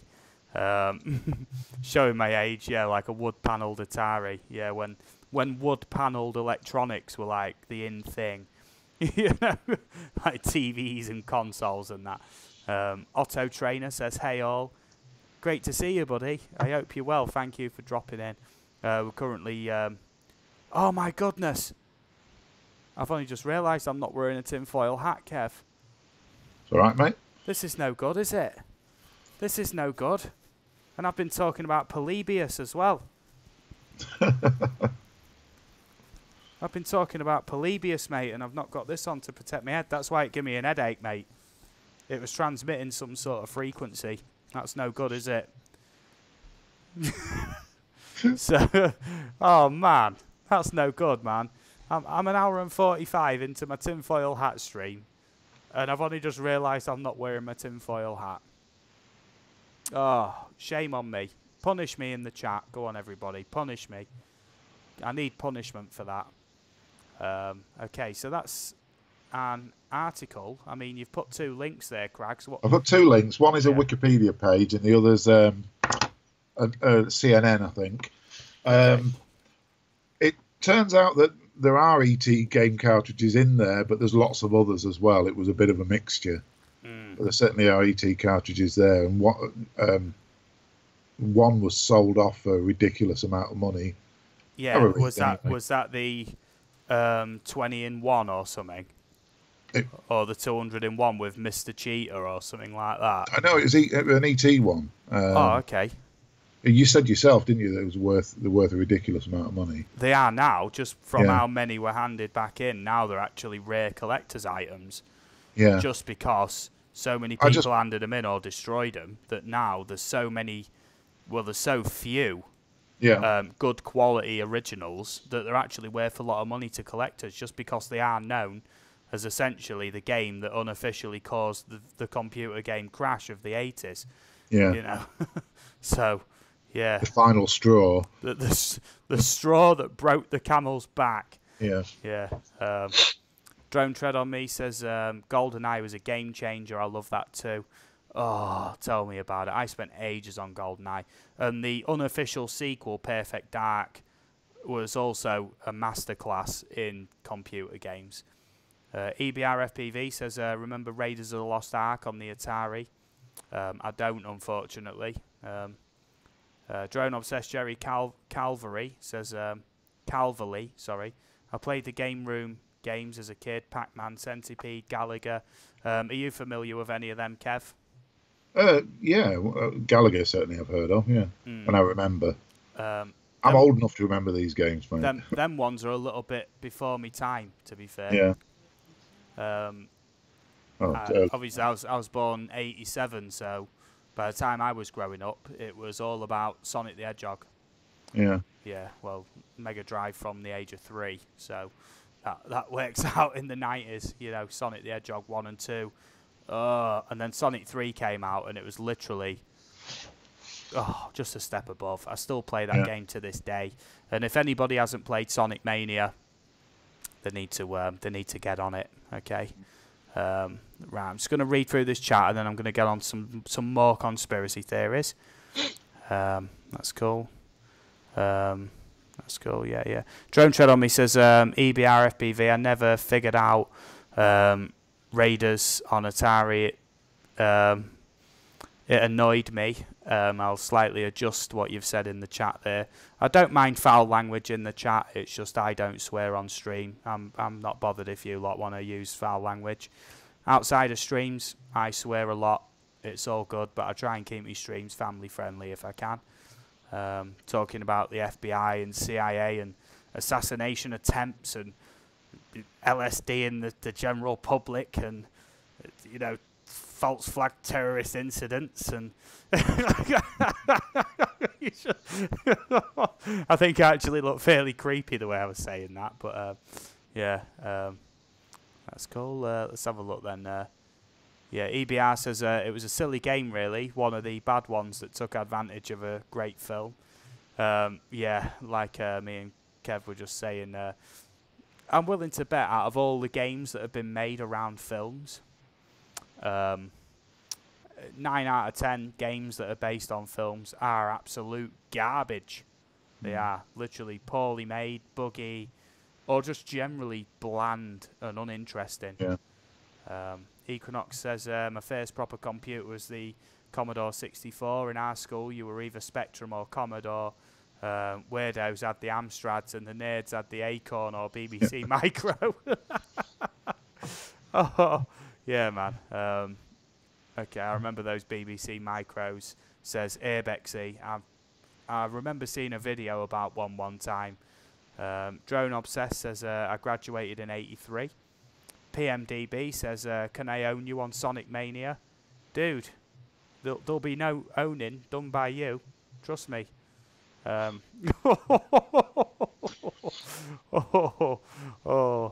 do like having a trash talk with PMDB. Keep it up, mate. Honestly. There we go. Equinox Photography says, is it okay to post a link for a channel, Steve, retro games related? Yes, indeed, mate. Yeah, as long as it's related to retro games, that's all good. Yeah, all good for me. Equinox says, I'd already left school by the time you were born. Infinite Flight Guy, how's it going, buddy? Says, hey folks, how we all been? Been great, mate. Been awesome. Having a great stream. General chilled out night with Crags on the go. Loving it. Thank you for coming on, Crags. We've still got a few more conspiracy theories to get through. So stick around. I'm going to just sort of give you a quick rundown what we've talked about so far. We've done the Pokemon Lavender Town children's suicide. We've done the Polybius FBI/CIA mind control experiment. Other myths about Pokemon. Atari console releases. The cartridges being buried out in the desert somewhere and no one knows where they are. Yeah, that's a quick... They do know where they are, Steve. They do know where they are? Yeah, they were excavated in 2014. All of them? Well, certainly. Is there some of them intact? They're not in a good way, a lot of them, but I think some of them were okay, yeah. Oh, that's a bit insane. Like I say, if you look at those two articles, you'll find out. Yeah, okay. Let me just find that again in the chat because I want to... I'm intrigued now. There's no audio that plays on these, is there? I'm just making sure. If audio plays, it's an autoplay. Yeah. Oh, apparently they've dug up 1,000 of the game cartridges. Yeah. 50 different titles have been found. Pac-Man, Miss Pac-Man, Breakout, Star Raiders, Pele Soccer, Centipede, Baseball, Asteroids, Defender. He sold most of them and kept the rest for museums. And he sold 881 games through eBay for a total of $107,000. Oh, crikey. Can you just imagine finding that treasure trove? Yeah. Yeah, and he says he's not digging up anymore. The city won't allow it. It was a one-time shot, basically. Yeah. I mean, 100 grand would set you up for a good couple of years, wouldn't it? Oh, I'd be pretty happy with that. Yeah. You'd also have a load of Atari games to play, wouldn't you, in your early retirement? You know. Yeah, that's crazy, man. Thanks for posting that link, Crags. Yeah. If anybody wants to talk about any other computer game related conspiracies that I haven't covered yet, I might get round to them eventually. Obviously, we're trying to get through as many as we can in a decent sort of way. You know, but if you've got any that you want me to talk about or whatnot, please put it in the chat and we'll cover it. So, okay, here's an odd one. On the 2nd of June 2016, this is an article from Vox.com, but I've read it on a couple of other different ones. Paste in there.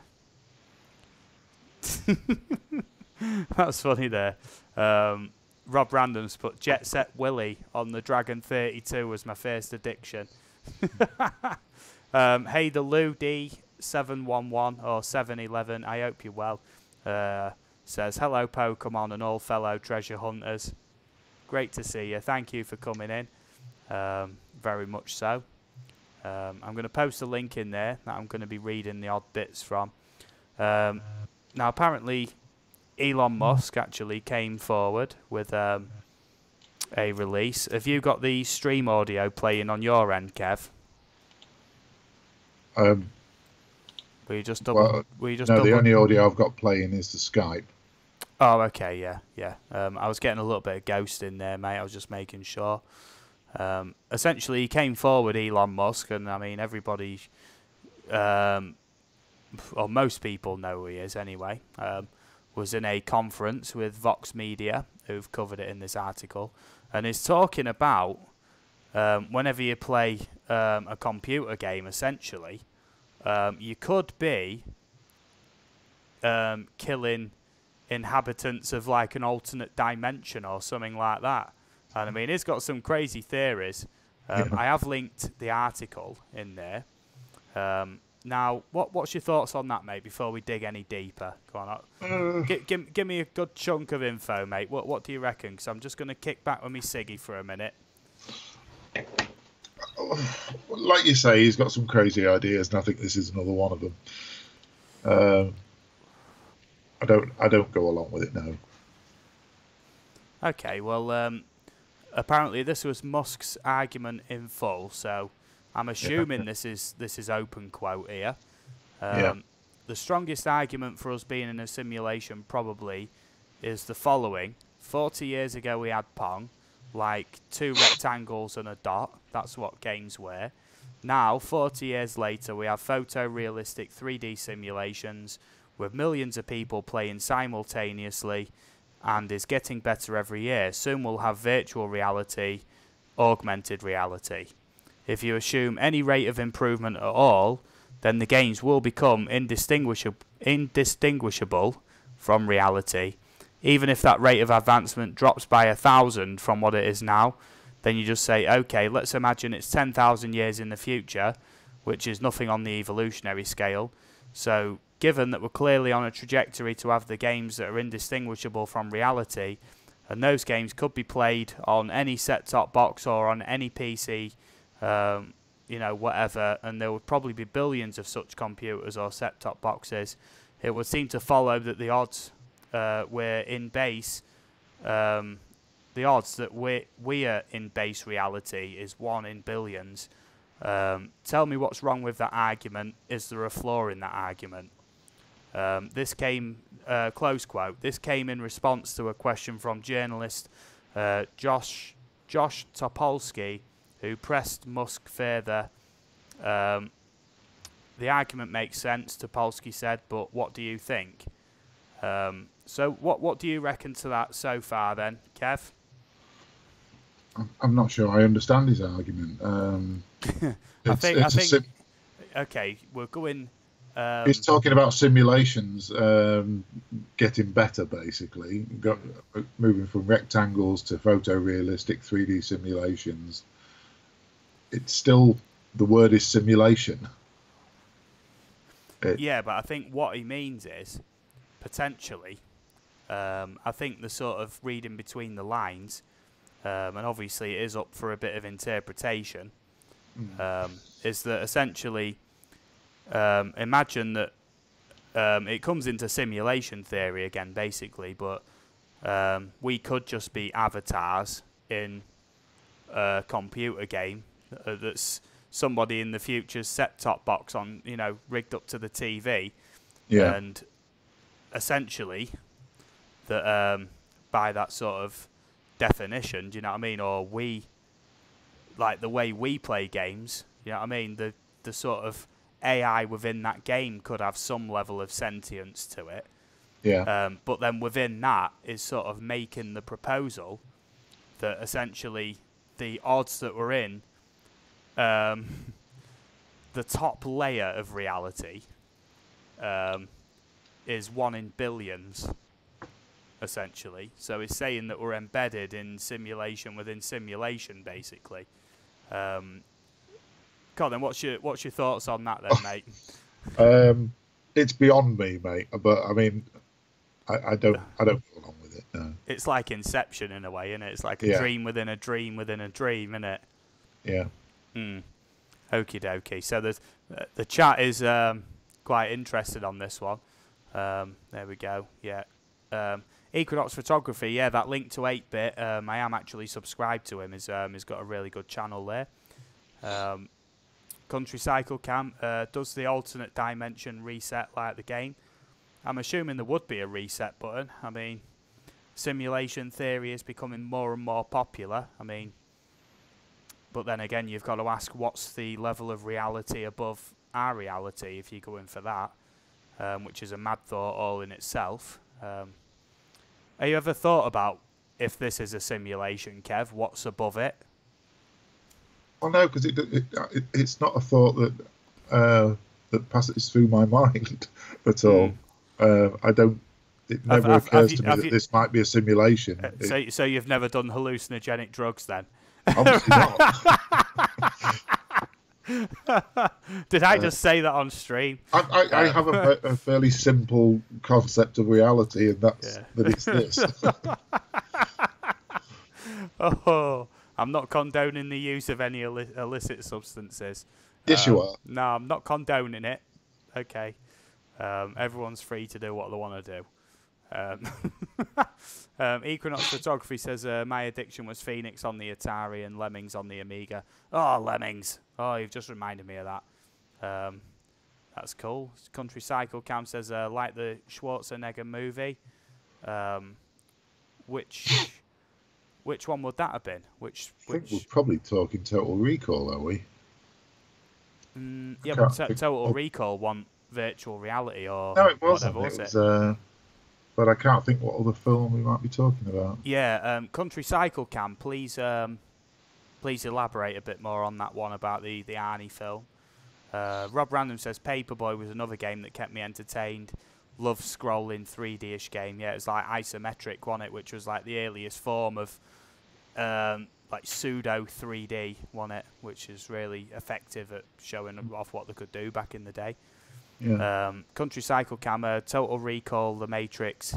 It's been addressed by Hollywood as a possibility of our future. Rob Random says, I took the red pill. That's cool. Rob Random, what a messed up Matrix if all it can do is make me sit here watching a man with Pikachu stretched over his noggin. There's a glitch in the Matrix. Yeah. You know, it's glitched out, and Kev now wears a Pikachu hat wherever he goes. You know, that's all good. Hasdak asks, what about the flat earth? We are trying to specifically stick to computer game conspiracies, but if you want to talk about flat earth, then I want to talk about flat earth, right? We might have to do a little bit on flat earth in a minute, Kev, just to you know, keep them happy, because I know that people love talking about it these days. Yeah, Equinox Photography on the PC, I was into Commandos, had all of them, and was the only games I ever fully completed. Commandos 3 was the best. Took me 4 months to complete. Whoa. Drone Obsessed says, do you remember Joust with flying ostriches? No, I don't, unfortunately. Love my drones. Well, I was born in 59, grew up in the 70s. The psychedelic age was there. Yeah, well, I think it's still quite alive today, to be fair. It's been a long time since I've done anything like that, but yeah, you do think in a very different way. That's all I'm going to say. That's it. Moving on. That's it. Love my drone says there were people that wore foil on their heads back then too. Aerial views. Yes, indeed. Hasdak says, I'm a glober. I'm a globe earther. Yeah. PMDB, I knew he was going to chip in, says the earth's flat, end of discussion. PMDB, honestly, mate, you know what I mean? Close the door on the way out, mate. Don't make me whip out PS1 Smackdown, mate, and seal you in that coffin and send you. Country Cycle Cam says flat earth, round earth, none of it's real if we're living in a simulation. Yeah, simulation theory trumps flat earth, round earth, done it, to be fair, but yeah, I'm dealing with what's tangible. And I don't think there's any way of testing whether you're in a simulation or not, unless you knew what was outside of the simulation. Yeah, which is a weird concept in itself. Rob Random, there is no earth. We're in the Matrix, which is shaped like what we perceive an AA battery looks like. Okay, so flat earth then. All right, let's have a quick rundown on flat earth before we do a couple more computer game conspiracies. Flat earth has sort of gained a lot of followers in the past 10 years, maybe. The internet's definitely fueled that. Now people are basically following flat earth. I'm not sure whether they're trolls or they actually believe it. I think some people are more deluded than scientific in the methodologies. They do crazy experiments which usually involve very, very low tech, low thought kind of methodology, ignoring hundreds, if not thousands of years of established scientific facts and equations. They'll literally cherry pick the bits that support their arguments, dismiss anything that goes against it, including pictures, which are very clearly not fake. Yeah. What you got to add on it then, Kev? I know you've got a bit to say about flat earth. Go on, mate.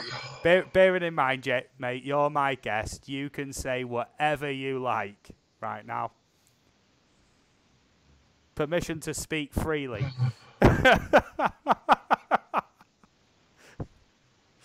Look, the Earth is a sphere. We all know that. Everybody knows that. The flat earthers know that. That's all I've got to say. We've all seen it. It's big and round. So are all the rest of the planets. What's your favourite? What's your favourite flat Earth experiment that you've ever seen? And when I say favourite, I mean one that you've probably thought either what the heck, or you've just outright laughed at the methodology. Well, I mean, there's quite a few people that believe the Earth is not moving through space, for instance, at a fantastic speed because they can't feel it moving. That's one. Literally observations on the ground is what you're saying, isn't it? Yeah. And, if the Earth's curved, why can't I see that it's curved? Because you're a tiny, tiny, tiny little microbe on it. Yeah. That's why. Yes, indeed, yeah. There are a lot of really simplistic views on it. There are others that do little experiments, as you say, which just don't stand up to any kind of scrutiny. Scrutiny, no. Some of them theories and experiments that they do are literally like more flimsy than like paper, aren't they? You can just flick your finger and you've just ripped it in two, haven't you? Do you know what I mean? And a really good channel that I recommend you follow, essentially, is a channel called Simon Dan. I was just about to say that. Yeah, I'm gonna put his link in there right away, and obviously, I'm not gonna sit here and sort of like bum Simon Dan or anything like that. But he does have a really good channel. Whether you believe flat Earth or you believe in globe Earth, a very good guy to watch. Essentially, he busts flat Earth myths. Essentially, very interesting channel, of which I watch fairly religiously. To be fair, Drone Obsessed Jerry Calverley. I'm sorry, mate, Calverley. Yeah, sorry, I keep messing your name up. Why would all the celestial bodies be round but ours be flat? And I've seen this posted on an official Flat Earth forum. Basically, there was asked. Basically, how do you know the Earth's flat when we can see that all the others are round? You know, and essentially the answer that was given was because we've observed Mars to be round and all the other planets to be round, but we haven't observed Earth to be round, or should I say spherical? From now on, Drone Obsessed. I'll just say Drone Obsessed. Jerry Calverley. There we go. I do get it right, but it is a little bit of a tongue twister when you're trying to get through the chat, essentially. Okay, real quick then, mate. What's your favourite Simon Dan video that you've seen? What's your favourite one where he's busted a myth? Because I mean, he's got a lot of good videos, hasn't he? So many. Usually the flat Earth ones mainly, because he just tears them apart. Yeah. Okay. Now, one of them he likes to bust is the you can't see ships going over the horizon. Yeah. Yeah. Kev's just gaining extra energy. Oh.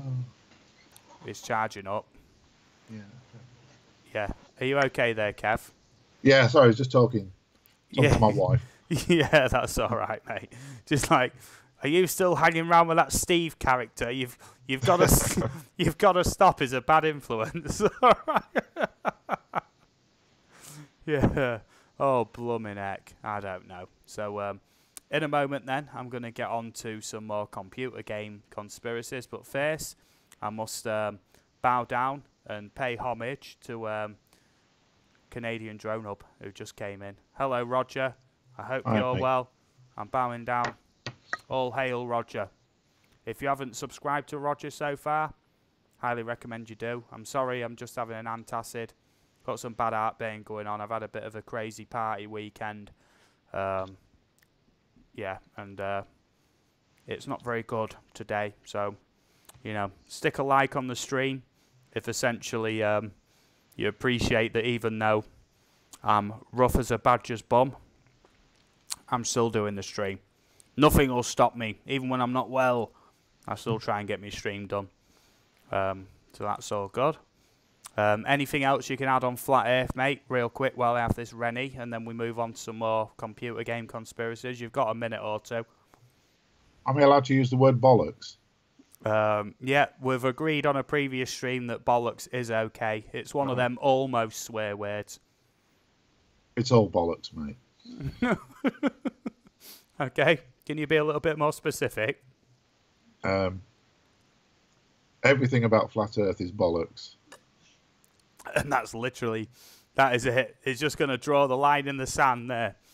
That is it. I can't be bothered. Go have a look at Simon Dan. He'll do it so much better than me.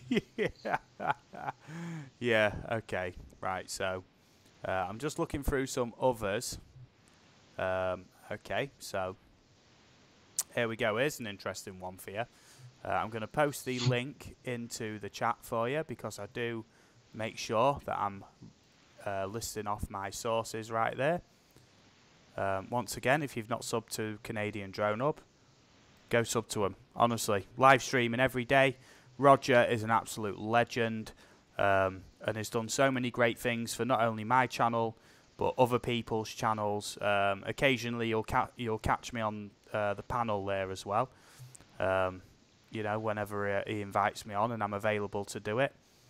You know, really good, mate. I can't thank you enough, Roger. I really can't. I wouldn't be as successful as a channel without you, mate. I really won't. Directly and or indirectly. And every time you come in, I do a bit of butt kissing. You know that.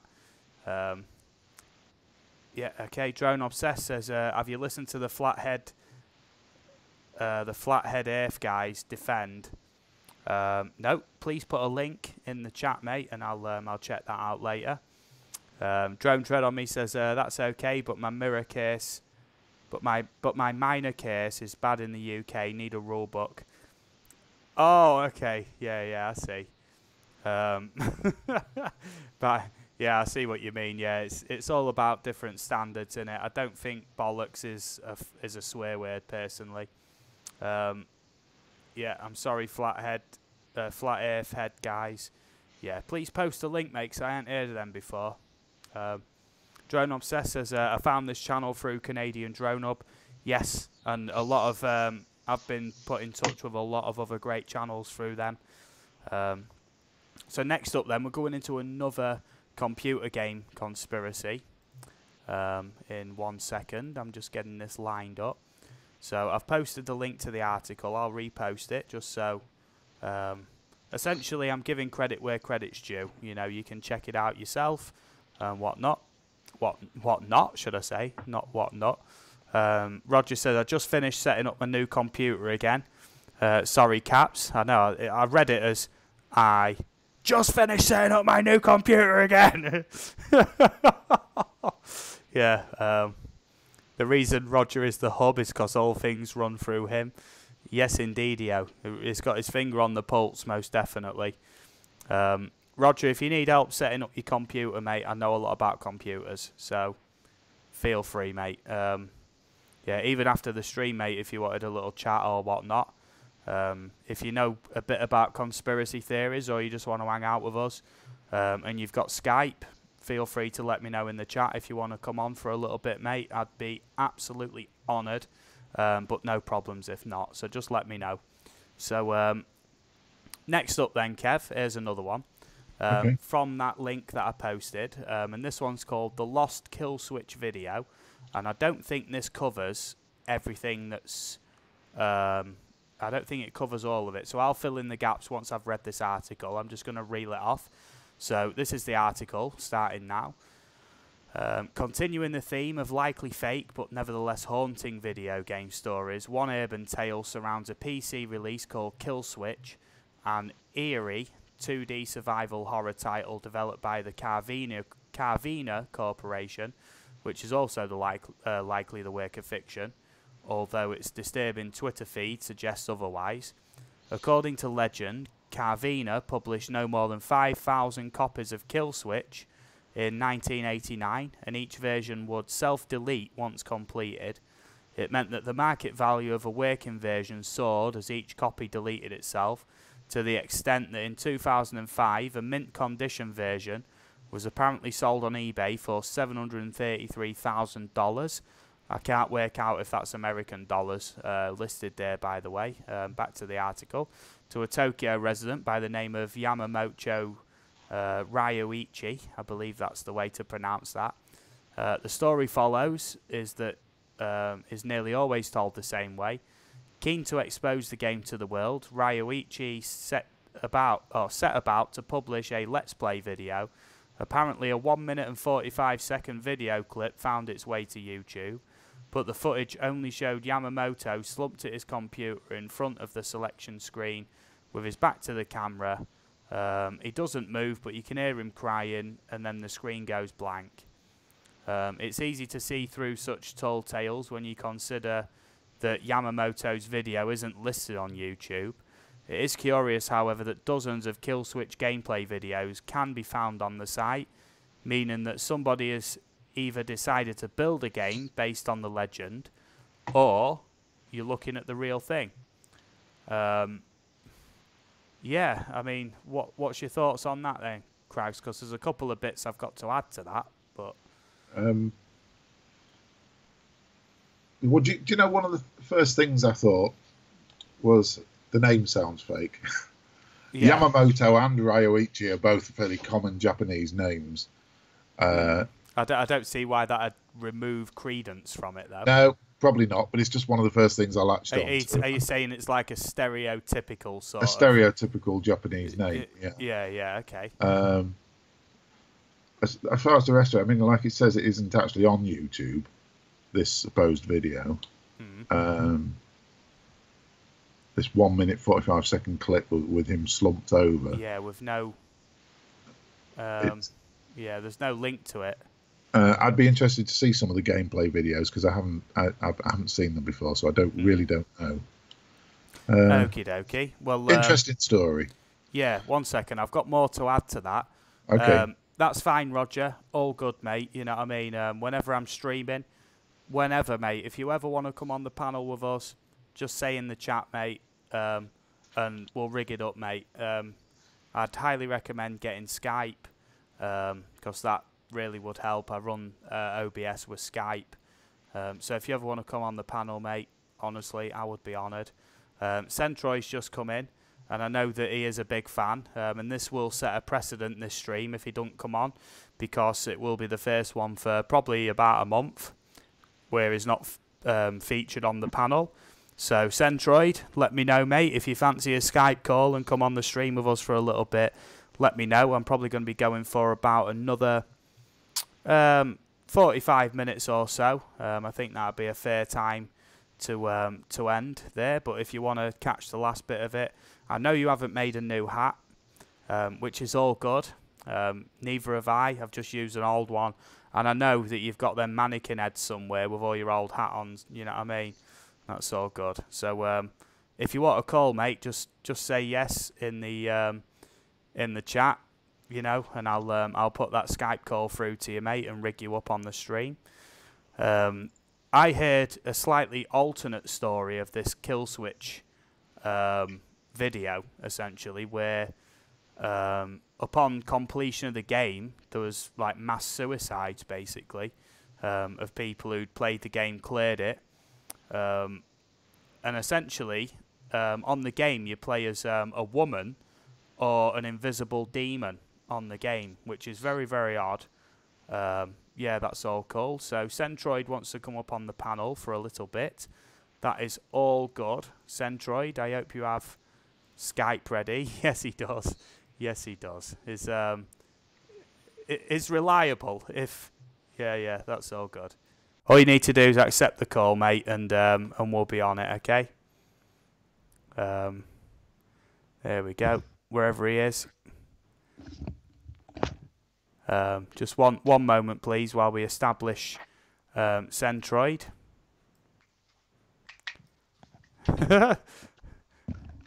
Hello, dude. Hey. Just trying to get mate. things all. What's up? How's it going? All right, cheers, mate. I'm just going to go into studio mode a second and see if I can rig you up so you've got your own thingy in there. Great to see you, buddy. Well, I hate to disappoint. No hat today, so. Yeah. Well, so you win. You win. No. I win again. Oh. Oh. Wait. Again? I win by default, mate. This is true, but you said again, as if you won before. I like that. I'm always winning, mate. I'm like that's like true. Charlie Sheen. What Got about tiger mine? blood. Well, you got some foil on there. I'll give you that. Tiniest one you've ever seen. More of a token gesture of foil, that one. How are you, That's all Craigs? Hi, mate. That's so good. So I'm just going to find your name tag and quickly rig this up for you, mate. If you can't see Centroid yet, please bear with me. I'm just sorting this out, and then all will be well, okay? How you been, Centroid? Okay? A bit haggard, but we're getting there. It's been a long week, and it's only Monday. Oh, blooming heck, yeah. Yeah, days and time have no meaning anymore for me, so, yeah. Sounds terrible, doesn't it? It is what it is. Oh, blooming heck, I've gone and ruined that. Well, don't ruin your stream on my account, man. No, it's okay. It's okay. I'm removing name tags because I've gone and messed them up. Yeah, But I'll just keep that's all good. I'll just keep putting my name in chat or something That's if I have okay, to. yeah, Not a problem. Okay, so Kev, your box is going absolutely maniac, Massive. mate. But that's all right. It tends to do that in OBS when you've got two guests on. One of the boxes just tends to keep going absolutely haywire. Okay. Just sorting this out. Transition. There we go. That should look much better now. Visible in there as well. Obviously, I've not been keeping up the chat for a minute while I've sorting out OBS there. That's cool. Sorry, mate. Gotta wait. Yeah. Airbexy says, I think a lot of the time game companies put out these theories to push interest. That's my conspiracy theory. It wouldn't surprise me, mate. It really wouldn't. Yeah. Garage Sprinkler Repair. Hello, buddy. You all right? Your wife's going to lose her mind when she sees she's out of tinfoil. I know, yeah. Comes to doing the Sunday dinner. No tinfoil. Innit? Someone's going to have to answer for that, Mark. Well, there's a rule in my house. I have to buy my own foil. I can't use the household foil, so. Oh, yeah. That's a good rule, that. That's sort of one I stick to myself as well. Because let's face it, she doesn't carry enough foil. We don't carry enough. I shouldn't say she. We don't carry enough foil in this house to do my hat. So one roll doesn't cut it. Yes. Well, thanks for coming on at such short notice, mate. Oh no, this is a pleasure. I'm Yes. honored that you still wanted me on. Oh yeah, man. Yeah. Well, I was thinking, like, you know, if Centroid shows up, you might want to join. You know what I mean? And the offer's always open, mate. Like I've said to you before, you know. Even if I'm streaming and it looks like I've got a fairly full panel, mate, just say I'm alright to pop on. It's an open invite, mate, for you whenever you want. Yeah. And I don't know if you see it yet, but I have my green screen in. I just have to configure it and whatnot. So we're going green screen soon. Oh, so nice. people don't have to look at that ugly dresser behind me. Hey, are you gonna for the tinfoil hat stream? Are you gonna superimpose that shot from Independence Day where it blows up the White House? No. I was just thinking, what's going on here? You know what I mean? It just seemed to have frozen. Yeah, but for anybody who hasn't seen the video I did, or who hasn't noticed it in the background, giant thanks to Centroid for this. My 3D printed channel logo. I can't thank you enough, mate. I know you can't see it on Skype, but it is on the stream at the minute. I'm showing it off. I can see it on the stream. Absolutely awesome. Yeah, but I'm just showing it off with Centroid's own logo on the back and a 3D printed base. Oh, dude, I can't thank you enough for that, honestly. And it sits pride of place. I do it with pleasure. With pleasure. Yes. You know, I mean, I did one for Roger. He's been a great mentor to me, and you've helped me out quite a bit. So it's Yes. the absolute least I can do, and I've had fun doing it too. I love projects, so. Yeah, man, that's all good. Equinox says, I went to the doctor's complaining of sore feet. He said gout. And I said, I've only just effing walked in. Okay. Okay. I actually get that one. Yeah. Yeah, that's really good, that. What? So you've done Roger a logo now, have you? Oh yeah. He's got. If you look on the back of his shelf, you see a little red dot. Yeah. Next time, that's his logo. Oh, nice. Yeah, that's he real got cool, the man. he got the first one. No offense to you, Steve. He got the first one. Oh, that's all right. Yeah. You got to pay homage where homage is due.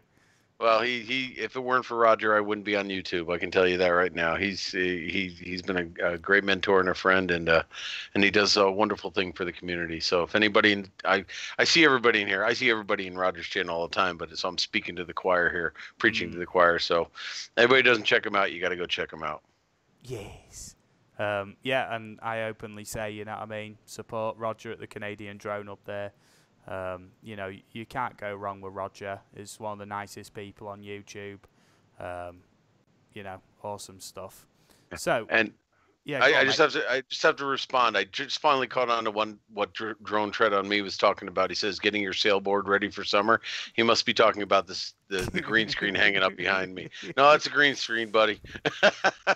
I just unpacked it. Just haven't done anything with it yet. Yeah, man. How much was that? Well, this one is one of the ones that comes coiled up like the landing pads. Yeah.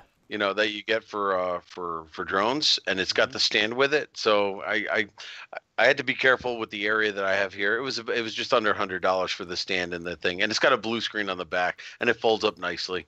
Oh, nice. You know, it was a little bit more than I wanted to spend, but by the time I was going to rig something up, I wanted something nice and taut so there'd be no wrinkles. I'm waiting on my LED lights, which were very inexpensive, so we're going to play with it this weekend. Yeah, man. Well, I've potentially got quite a high-paid job coming up in the next few weeks. So once I get on there, mate, I look to improve a whole slew of different bits of me setup. You know what I mean? My setup's good at the minute, but it can be a lot better. You know? Right. Yeah, and I tell you what, since I've started, using hardware mode on OBS, it's been working. Oh, working like a charm. Nice. Nice. Well, good. I'm glad you figured that out. Yeah, total drop frames this stream, 27. Nice. Which works out as 0.0%. Okay, and that was literally when I started the Skype call to Crags, where for a split second I needed to disable my camera. That was the only issue I've had so far, and that'll have been to do with bandwidth, not computer performance. So giant lessons learned, and I mean I learned something trying to help you out the other night. So I mean, well, that's what I mean. Yeah, I'm glad I could. Just by helping people, I learned something myself. What's not to love about that? That's what the community is all about, isn't it? Yes, it is. Yes, it is. Okay, right. I want to try and drag the topic, kicking and screaming, back to video game conspiracies, and I'll start off by asking you, Mark. Do you know of any video game conspiracies? I know you've missed out on a good portion of the stream. I mean, if we've already discussed it, that's all good. No, I'm good to start from scratch. I can't think of anything off the top of my head. I really can't. The only one I remember discussing in an earlier stream was the one where they buried all the ET, supposedly buried the ET cartridges because they were so bad, and now people are trying to dig them up for money. That's the only one I remember. Yes. So I'm curious to hear what else you got. Yeah, just for a split second there, the light in my front room went really funny. I thought the bulb was going to blow. It went really dim, and then it went bright again. I think I'm about to be abducted. Yeah. I'm not kidding. Yeah, usually I get a signal, but I'm not wearing my hat a lot of the time. So I'm blocking that out. So if all of a sudden I start ascending through the ceiling, you know, please call your local law enforcement and let them know that there's an abduction taking place. Well, somebody had a good idea in chat earlier. I don't know if you caught on to it. You need to put a motor inside of that massive Yeah. Jiffy Pop and have that and actually have that prop spinning. I think it would make for a nice touch. I think so, yeah, but that's a lot. That's a lot of effort. Oh, that's a lot of effort. Look who you're talking to. It's sort of like it's not even on the right angle, though, is it? That's what makes it all the more interesting. Yeah, man. So you escape sort of like crabbing slightly, or listing lazily. You know, that's the better way to. Yawing. Yes, mate. Okay. Well, yeah, I'm probably going to run for another 25 to 30 minutes. I'm just going to keep looking through some of these other articles and whatnot. Okay. I've got a lot of articles still open, a lot of them. Some of them are absolute rubbish. I mean, I'm happy to filter out the best ones for your viewing pleasure, for everybody who's watching. That's what I like to do. Now, have you ever heard of the Madden games from EA Sports? The NFL games, Madden. From here, it looks like it goes right back to 1993, right up to present day. And I'm going to read the article. This is the GameSpot article here, which I've read several things from. So obviously, go and check on them. That's cool. And this is where I'm reading from. So, I'm reading direct here. The Madden case, it started as a curious fact at the water cooler, then grew into a joke between NFL fans, and eventually became a bona fide superstition.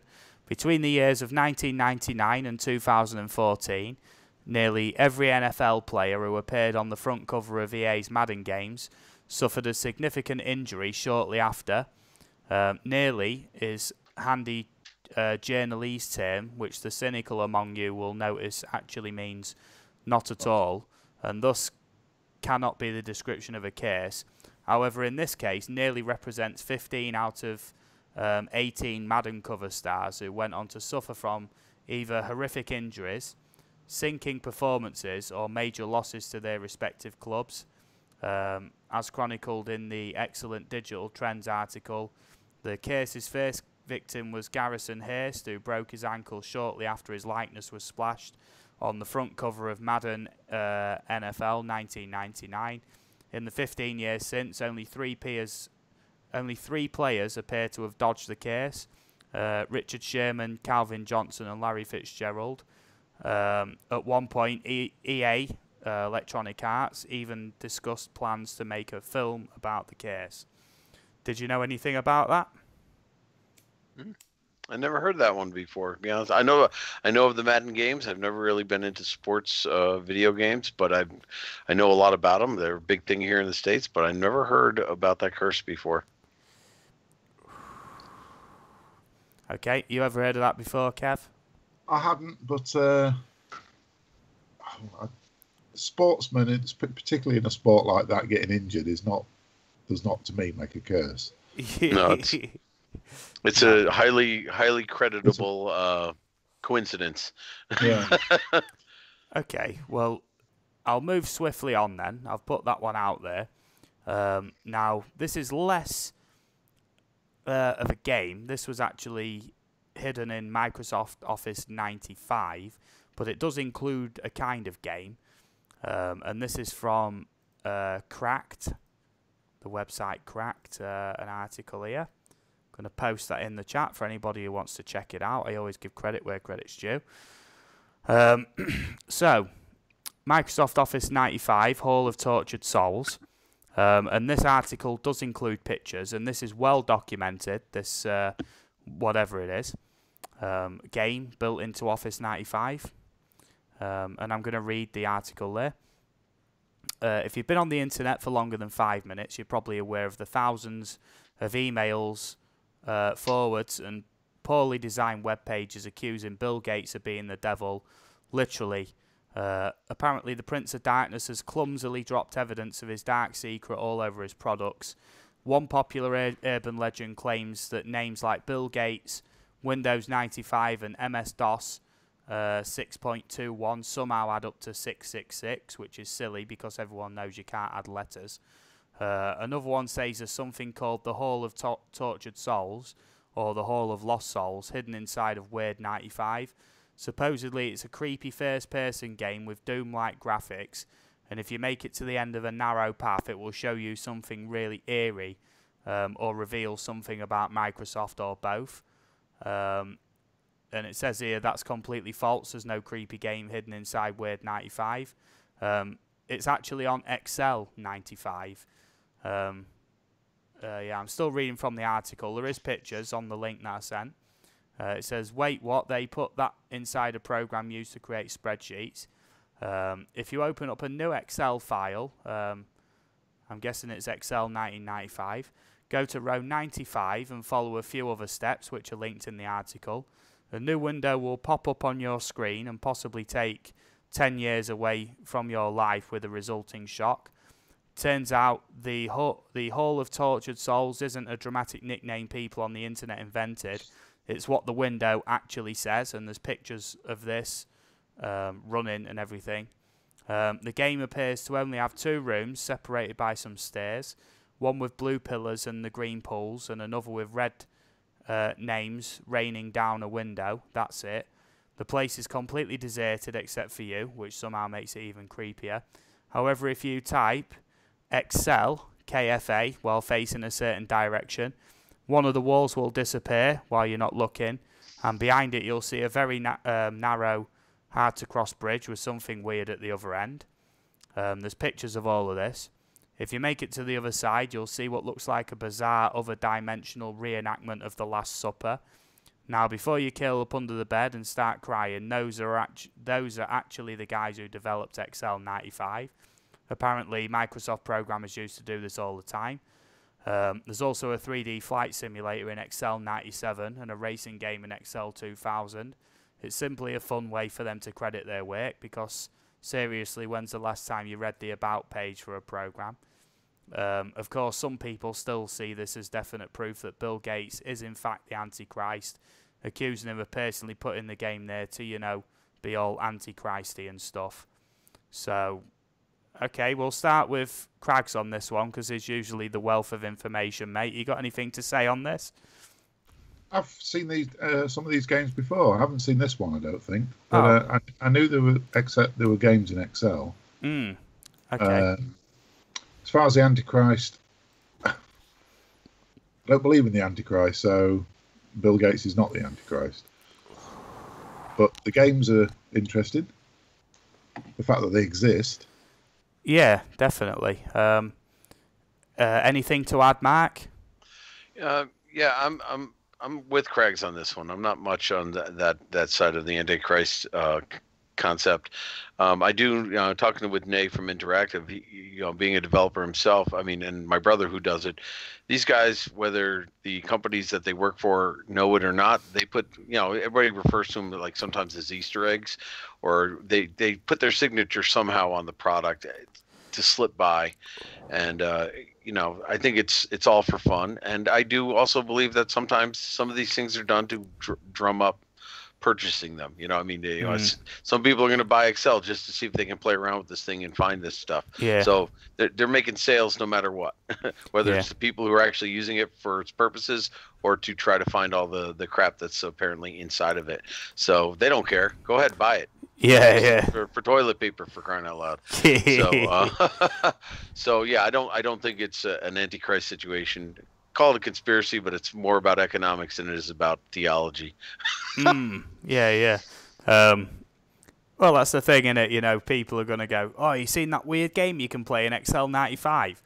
Oh, no. Oh, I'm about to go get it. Next time I see it at a good price, I'm going to get it. All of a sudden, there's rumours of this game in Excel 95, and there's a sudden price drop, and it's all like one big marketing campaign, isn't it? Let's face it. I don't know if you've ever done a conspiracy. This runs parallel to that. I mean, think about all the backward masking that was done on vinyl in all the rock music in the 70s and 80s. People were making such a fuss about that. Artists were starting to do it just to sell records, because their biggest market were the people who were getting angry about it. Yeah. Any publicity is good publicity. Yes. Yeah. And in rock and roll, obviously, there's a lot of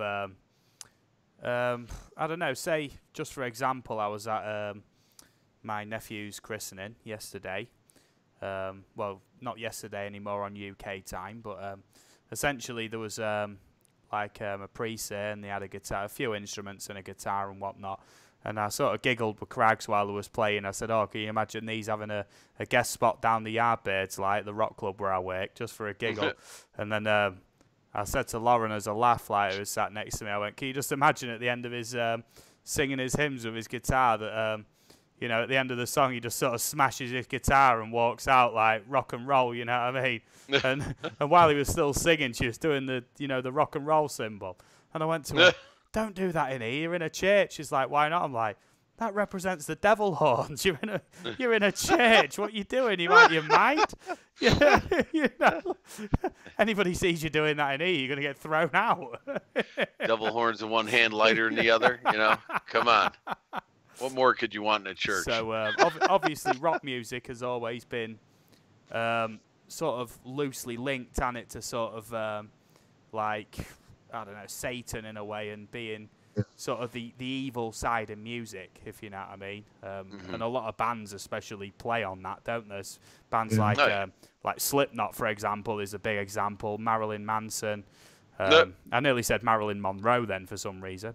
Marilyn Manson, you know, they prey Close on... enough. They really do prey on the sort of the notion that rock and roll is like evil, you know, at its very foundation. Do you know what I mean?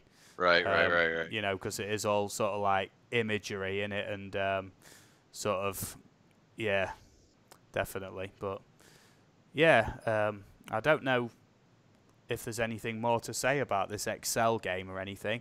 Like you say, in the past, especially with computer game developers, some companies back in the day would refuse to let any of them credit the work or whatnot for doing certain roles. So they would find ways of getting their names into the game. And I think the first great example of that was a game, I think it was called Dungeon Keeper or something along them lines.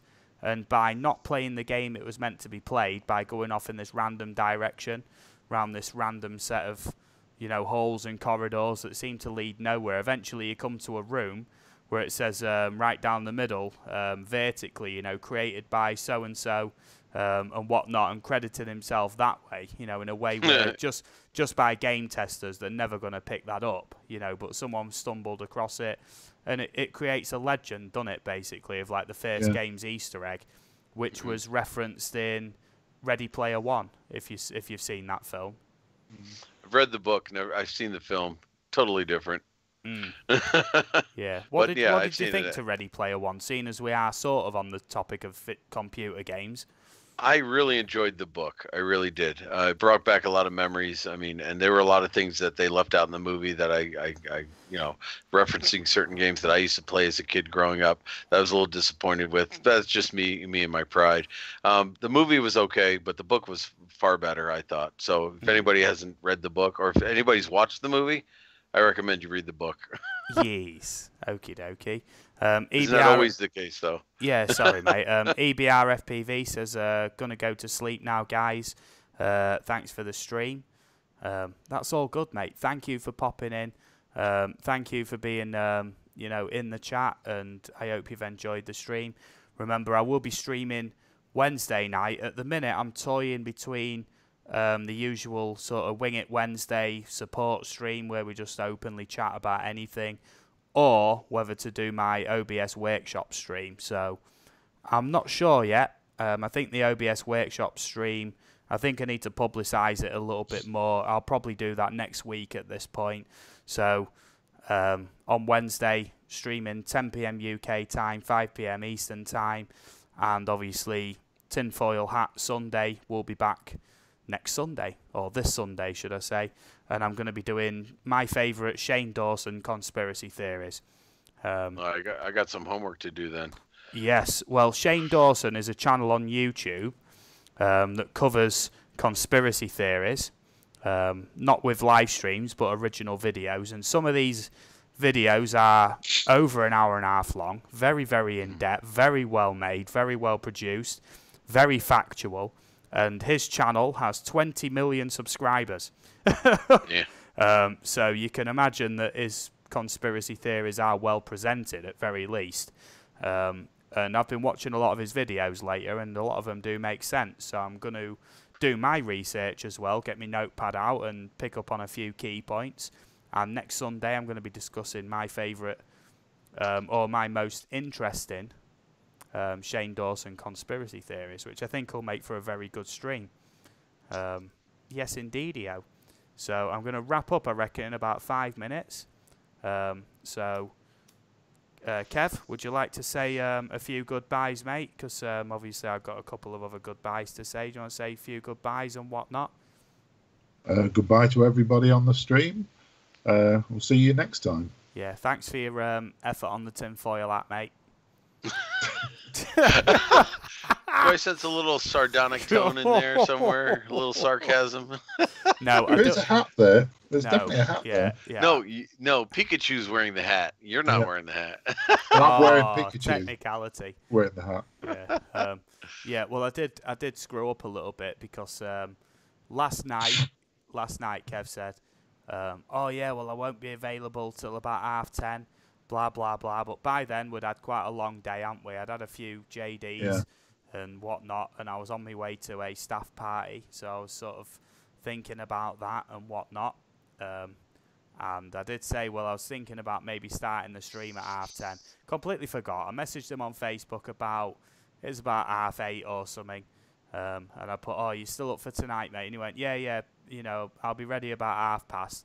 And I'd completely forgot. I thought he meant 9:30. That's usually the time we team up in it on Skype and whatnot while I set OBS up. And there's me quarter to 10, 10 to 10, 5 to 10, furiously hitting that recall button on Skype, thinking, where is he? And then just before the stream was about to start, he actually picked up and he was like, Yes, I'm in the car park now. I'm rushing home, blah, blah. I was like, oh, dude, I completely forgot. Well, I got to say, Steve, when you first started and I was still at work and I watched you on screen with Craigs and I noticed the spot where I usually am was blank, I was a little sad. Yeah. I was a little sad. I'm like, I should be there. Yeah. But it's all good. I'm just messing with you. But he was like, I need to get on and claim my rightful place. Yeah, man. Well, it's always an honour anyway, Kev. And would you like to say your goodbyes, Mark? No, I'm just kidding. Just, no. No, I appreciate it. I appreciate you letting me come on, Steve. At the last minute, I didn't contribute much, but it was fun nonetheless. So I appreciate everybody else who's come in here and contributed and supported Steve's channel. I do have to admit, Steve, though, that the banter that was going on before Craigs joined was hysterical. All right. I just love Pixie and Jeanette and everybody, and we were having a lot of fun. Oh, and, they are lovely, them too, aren't they? Oh, and I just had a lot of fun with them in there, and everybody was it was going so fast. I'm like, you're never going to keep up with the chat. You were trying to keep up. That thing was scrolling, and we were having fun at your expense at that point. So good.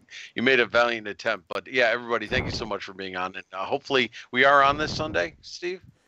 Oh yes, the Sunday coming up.